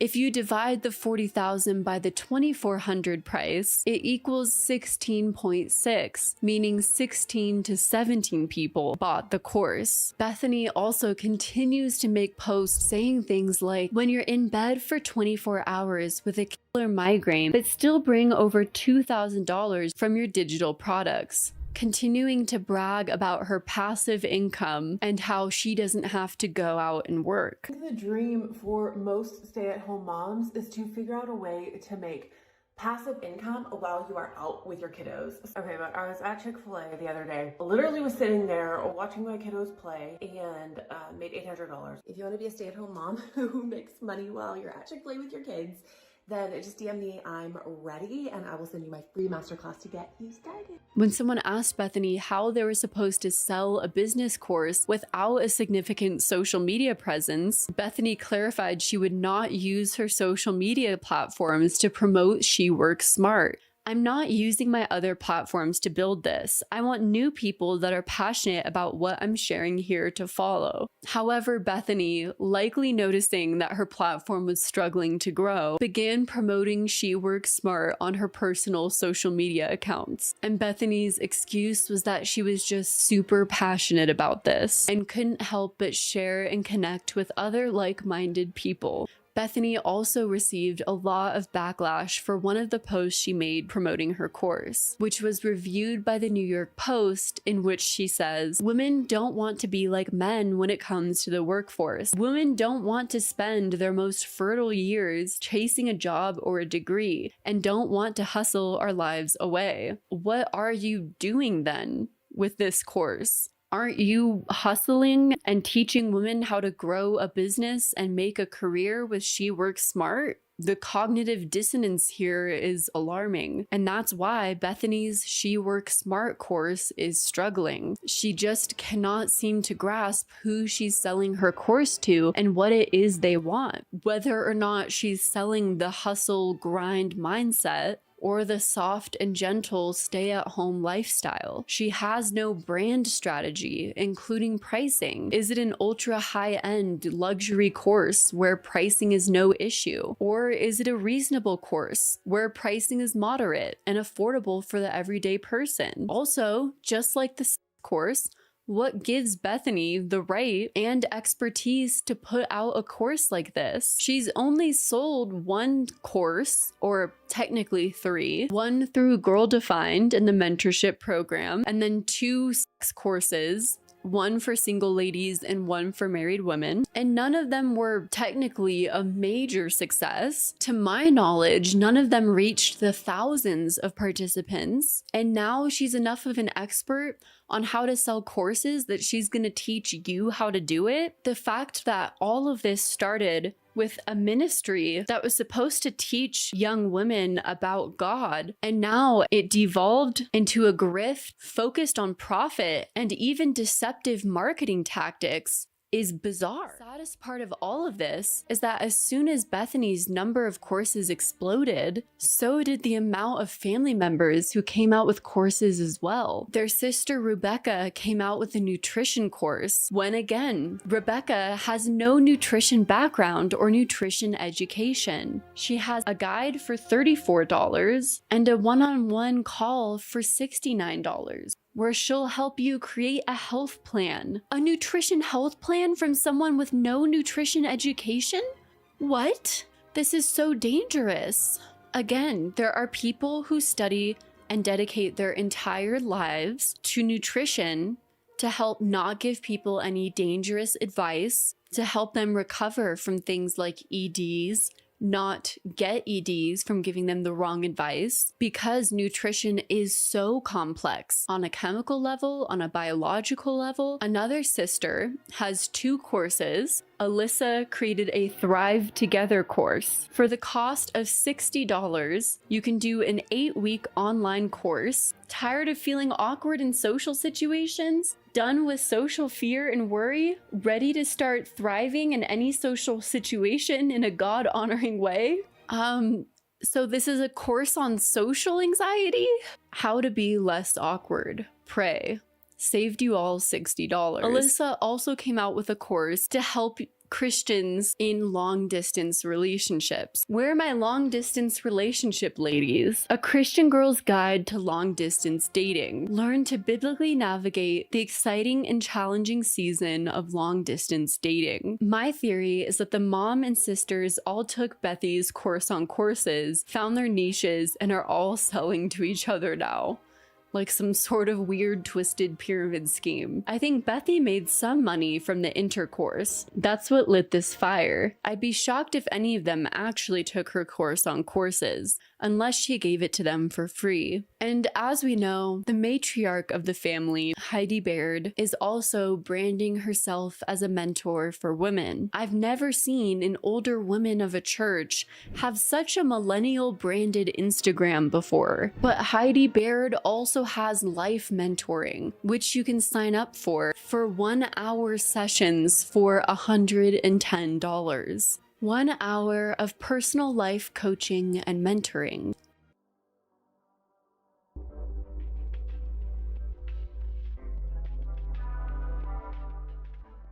Bethany continued to amp up the greed in her actions, online posts, and what she would continue to ask of her audience. Even in her posts about Girl Defined, she would brag about how Girl Defined maximized their profit through the fact that they created PDF books and hosted live events and had 0 overhead charges, and how they discovered online courses and jumped in to create an online course that would fund the ministry, and how each launch in the 3 launches they did brought in 5+ figures. And I believe these were the years where they did not release how much money they made. Do you think this is something that should be marked as a non-profit? Is this a non-profit or is this a business? What charity work is Girl Defined really doing here? Bethany would also begin advertising her baby registry when she became pregnant, so that her followers would buy gifts for her from her registry and send them to her. And then she began complaining about the gifts that people would send her from her registry. When someone bought Bethany an $80 bag off of her registry for her toddler, she went on Instagram to complain because she didn't intend to put it on her registry for her toddler, but for her baby instead. One of you is sending me the blue one for Davy, which is so funny because I'm like, He's the toddler, the baby girl. She's the main one for the registry. Whoever you are, you keep adding it back because I've taken it off because you didn't purchase it through Amazon. I couldn't follow this repetitive stream of consciousness blabber very well, but what I'm getting is someone kindly bought Bethy the blue bag, and she can't believe they didn't also buy the pink bag. Those bags are $80 a piece, and she's wanting a fetus and a toddler to use them. And she wants her followers to buy them for her baby and toddler. Bethany also put items on her baby registry that are over $500. Bethany put the Duna infant car seat, which if you don't know what that is, it's a baby car seat that turns into a stroller that is over $500 onto her baby registry, expecting somebody from her followers to buy it for her. She also had an armchair on her baby registry, which is $600 to $800 depending on the color. And Bethany would promote her registry to her followers, asking them to send her things for her baby and then thanking them when they did send her things. I doubt any of her followers bought her the $500 car seat or the $600 armchair. At least I am praying that nobody did, but influencers can often take advantage of their fans wanting to support them. And the most common time is during pregnancy. But subtly asking for your followers to buy a $600 chair for your baby off of your registry is a whole other level of taking advantage of your fans. As Christian blogger Ray of Dawn noted, charity is a tenet of Christianity, so if anything, she ought to bless her followers with her abundance of wealth. And while she'd no doubt say something like, "Oh, these people just blessed me out of the goodness of their heart," she wouldn't have posted her registry publicly if she didn't want to guilt her followers into buying her stuff. Hebrews says, "Keep your life free from love of money and be content with what you have." And Proverbs says, "Better is a poor man who walks in his integrity than a rich man who is crooked in his ways." Sure, while there aren't any explicit Bible verses saying, don't exploit the people who support you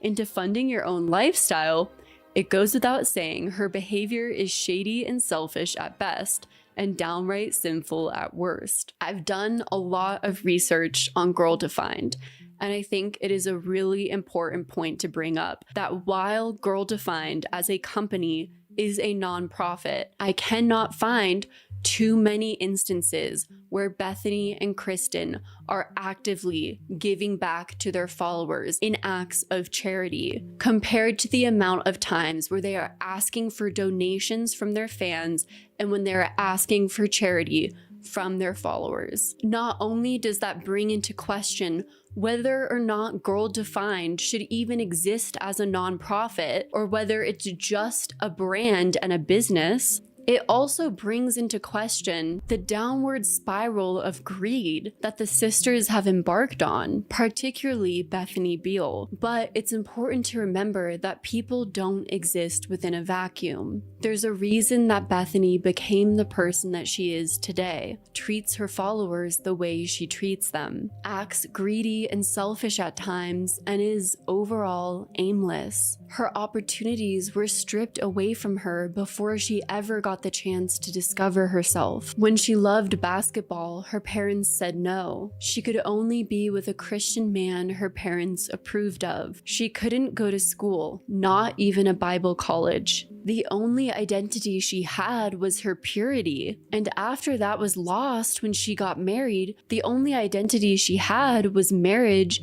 and having sex. She clung to that as the Girl Defined ministry was on its last leg. All the while, Bethany has no idea who she really is. Was this all Bethany's own making? Or was this a path she was led down under the strict guidelines of her mother, as a sibling alluded to? Well, that sibling has come forward with his harrowing story on Reddit, which uncovered quite a lot of the dark truth of Heidi Baird and the Baird family that may contain the answers to these questions.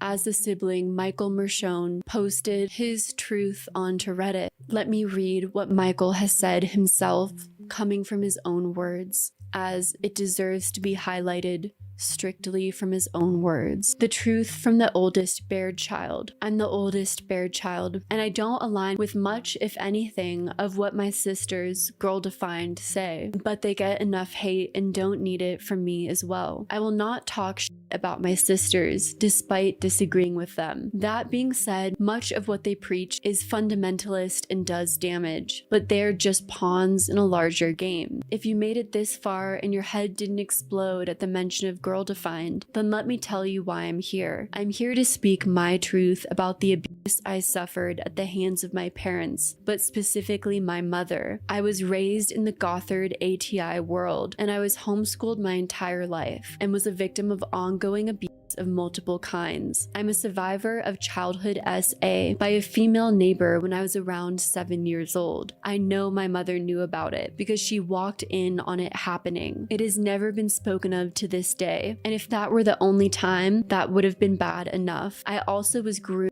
and SA'd, R'd in the A, at around 11 years old by a male neighbor at our next house. I was made to feel like a victim and that it was my fault, which led to repressed memories that didn't resurface till I was in my 30s. It has been roughly 5 years since I started dealing with my past SA, and to this day, I have never received anything close to a sincere apology Ending from my on mother. growth and breaking cycles leaves me hopeful yet somber. I've overcome my own past constraints, and it reminds me we're all capable of rising above. But the family's pain abuse, denial evokes deep empathy. It's not just about the sisters, but generations trapped.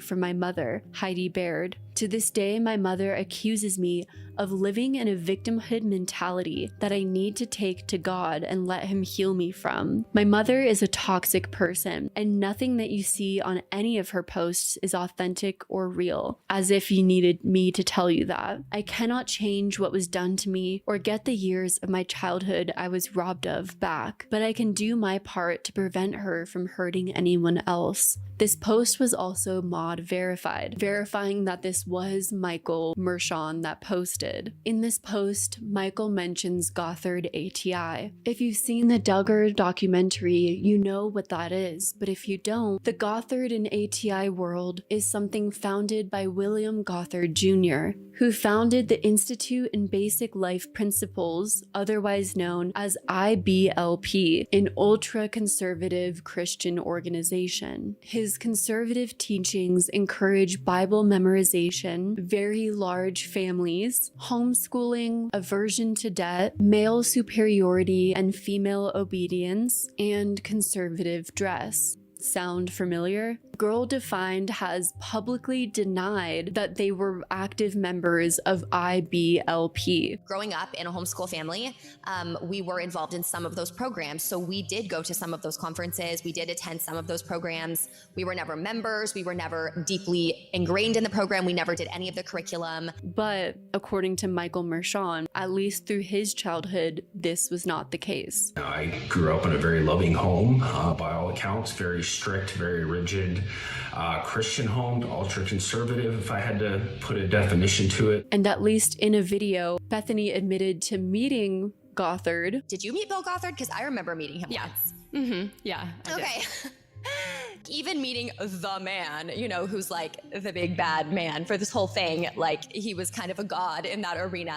And I remember feeling that like, wow, you know, he was the leader of the entire program. Like it was like meeting the president is how it felt. Yeah. But Gothard has been accused of sexual harassment and molestation, and some of the plaintiffs were minors at the time. He would often place his hands on inappropriate areas of women's bodies or place their hands on inappropriate areas of his body. I didn't know the Bairds followed Gothard ATI. I thought they were more of the evangelical megachurch attending kind. Michael responds, I cannot speak to their current beliefs, but I was raised under Bill Gothard's teachings, attending at least 5 basic conferences that I can remember, and was shipped off to Alert 2 days after I graduated high school, spending almost 2 years there. Was that voluntary or were you forced to go? I was told I was going about 2 years before I graduated and honestly didn't question it. To say that the basic training, indoctrination for Alert was psychotic, we lost over 60% of the people that started it. I later joined the military and that was a cakewalk compared to what we were exposed to at Alert. When you say lost, do you mean people died or they quit and left the program? Lost would be people that got physically or mentally injured and had to leave. You were not allowed to quit or just leave the boot camp portion. You had to essentially snap mentally or get a serious enough injury that you couldn't finish the course. I saw multiple of both. Wow. That sounds incredibly traumatic. On the website for the Alert Academy, they describe themselves as, the Alert Academy is an intense post-high school Christian discipleship and training program for young men who want to live with purpose and make an impact. We forge men to be spiritually sound, physically fit, and ready to serve. Alert utilizes a military-style structure, intentional discipleship, unique experiences, and professional skills training to create an environment that facilitates the forging process. Michael Mershon also released a YouTube video describing his experiences in his childhood, titled 1 in 6 Male Survivors, My Story of Childhood SA. Hey guys, this is my story. I remember vividly, it's about 4 years ago, I was standing in the kitchen, standing in front of the sink, talking to my wife who was sitting on the couch at the time. And we were having a conversation, and I remember very specifically that she knew something was very heavy and something was going on, but she didn't know what. And I knew I wanted to tell her, I needed to tell her, but I didn't know how. So in so many words, I just gave her some clues, and she was able to guess that something had happened to me. And through a series of further questions, it came out that I was sexually abused as a kid. And this is when I was 33 years old. And that is when I told anybody for the first time. There was a flood of feelings and emotions and guilt and shame. I just broke down crying right there at the sink, and she came over and she just held me. That was the start of my journey. I remember very vividly that I would act out because I was hurting and I was wounded and I didn't know what to do. So my cries for help were perceived as they were perceived as anger and hatred and rebelliousness, and basically the end result was that I was punished. All my experiences in childhood had taught me that, you know, anything that I bring up or anything that I try to do is just gonna lead to me being punished. That's the whole thing, is that, like, it can happen to anybody. I was raised in a very strict, very rigid Christian home, homeschooled, the whole 9 yards. This is kind of my way of punching fear in the face and just, you know, yes, I was a statistic. Yes, I was abused as a kid, but I want to use that story for good, and I want to help other people that may be in the same situation, let them know that you're not alone. In the text message that he shared of Heidi victim blaming him, Heidi says, victimhood can become an idol when threatened, fears losing control, and becomes angry at those that seek a resolution. It's the only life a victim knows. That's how well-meaning counselors and therapists keep clients in years of a cyclical system of never-ending sessions with no hope of an end. It does not seek resolutions and forgiveness.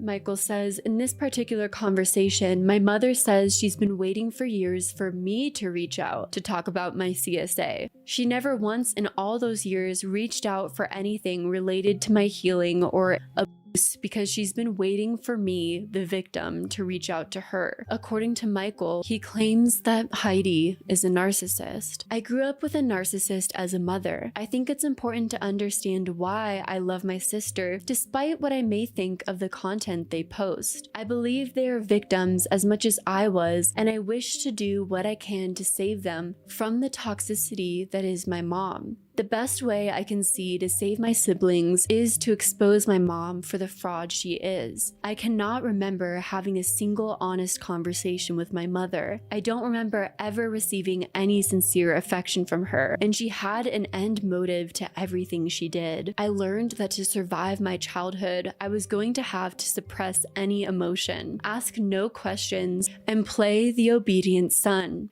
Image was, and from what I can see, is everything to her. I experienced many forms of punishment, from being spanked so hard wood spoons broke, to being forced to move from a bedroom in the main house to a converted garage they made a portion of into a bedroom so my sister could have her own room. I was kicked out of the house by my mom on several occasions in my teenage years. I had my bedroom door removed on multiple occasions because I either slammed it or locked it without permission. Other times, I was removed from my room and forced to live on a cot in our schoolroom with 3 open shelves for my things. I was basically a warning to all other kids in the house what can happen if they disobey. I feel deeply for my sisters as they grew up with the same mother. This is from my perspective, so I cannot speak for them, but can speak to what I saw and how I perceived things. For the girls, school was never an option, and they were raised to be married off to men that my mother approved of. I feel deeply for them because they were essentially turned into mini versions of my mom. I understand the hate they receive on here, and I would say that they are simply pawns in my mother's world. I am making it my mission to stop my mom from hurting any more people, and the best way I see to do that is to speak my truth, despite what my family may think or say of me. Growing up, I was always the loner in the family. I was also the oldest and often helped with the younger kids. With the age gaps and role reversals, I never really developed relationships with my siblings before I moved out. When Michael speaks of his sister Bethany, he says, "I don't pretend to align with what they say on Girl Defined, but she's a product of my family, and I see her as a sister and not a social media personality. I know she's working through things her own way, and I've actually seen a lot of growth in her as a person. I'm so sorry your mother wasn't there to protect you. You deserved so much more. I hope that speaking out helps you heal. Thank you for your kind words. I feel for my sisters. They are victims of my mother's toxicity as well, and I do hope they find their way out. My goal in this is to expose and provide tangible testimony or evidence that people can use to start to dismantle her social media following and expose her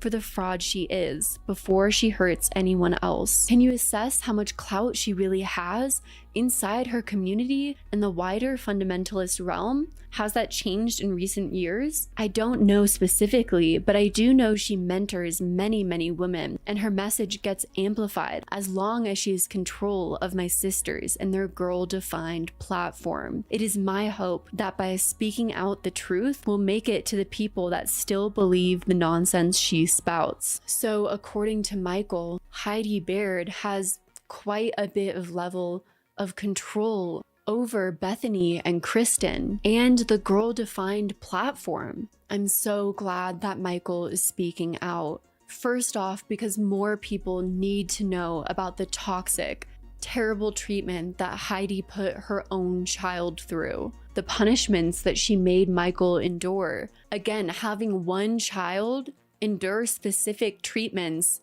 to show other children what could be done to them brings me back to what I was talking about earlier, having a child ranking system and very clear favoritism, caring about very specific images, as Michael mentioned. All of this are very reminiscent red flags. Secondly, because it can help other survivors know that they're not alone, maybe even within his own family. Family dynamics are one of the most complex, but are so connected. And as much as Michael may be or seem like the black sheep or the family scapegoat, which I'm not a mental health expert, but oftentimes, particularly in narcissistic family dynamic, you'll have a scapegoat who is the outcast of the family, where blame is shifted to in the family dynamic. If Michael is the scapegoat, his dynamic is probably interwoven and connected to other children within this system to feed the beast that is Heidi's ego and social standing, if I may boldly say as much.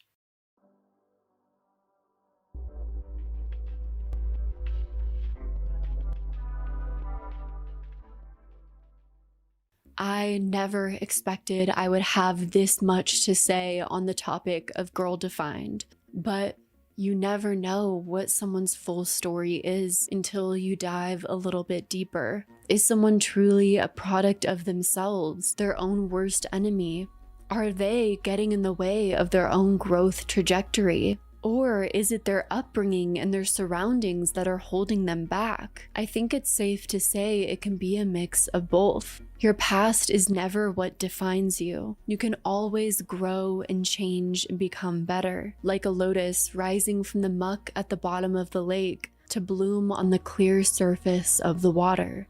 And in essence, that's what purity is to me. Not keeping yourself clean in body, but being able to rise above your past, the demons that maybe haunt you, and continually grow yourself as a person in mind and spirit. We've all had people who have held us back in life, whether that's been our parents, friends, or life circumstances, just like Bethany and Kristen have. Some of those things are incredibly difficult to overcome, and some of us are incredibly more privileged than others. But the sad thing is, Bethany, when given the opportunity to grow, pushed herself more towards greed and exploiting her own audience, and less towards finding herself and her own autonomy. But there's still time. And maybe because of their past, we can be a little bit kinder and more gracious towards Bethany and Kristen and the Mershon and Baird family, besides Heidi, as we hope for them to grow as people, to realize that they have been wronged in their own lives and not continue the cycle, and acknowledge the harm that they have perpetuated and passed on to others. And that's all for today's video. Thank you so much for watching if you made it this far. I really appreciate it. My team and I have put so much work into this video, and thank you so much to my team who has been alongside with me in this ride. Thank you so much to everyone who has been making suggestions in my videos. I have been taking them in and trying as hard as I can to implement them while still incorporating a unique style. If you have any more suggestions, I definitely would love to hear it. I want to make my videos as accessible for everyone as possible, and that's been a huge thing I've been trying to incorporate. Big things with the updates to the set, I've been trying to make it still less distracting so that anyone with disabilities is still able to watch. Same thing with transitions. I've been trying to make them not as flashy with different editing styles so that it's as accessible for everyone watching. I know another huge suggestion I've been getting is different captions to make my videos more accessible, and that's something that I am wanting to implement in the future and definitely looking into. Anyways, I hope you are all doing well, and I will see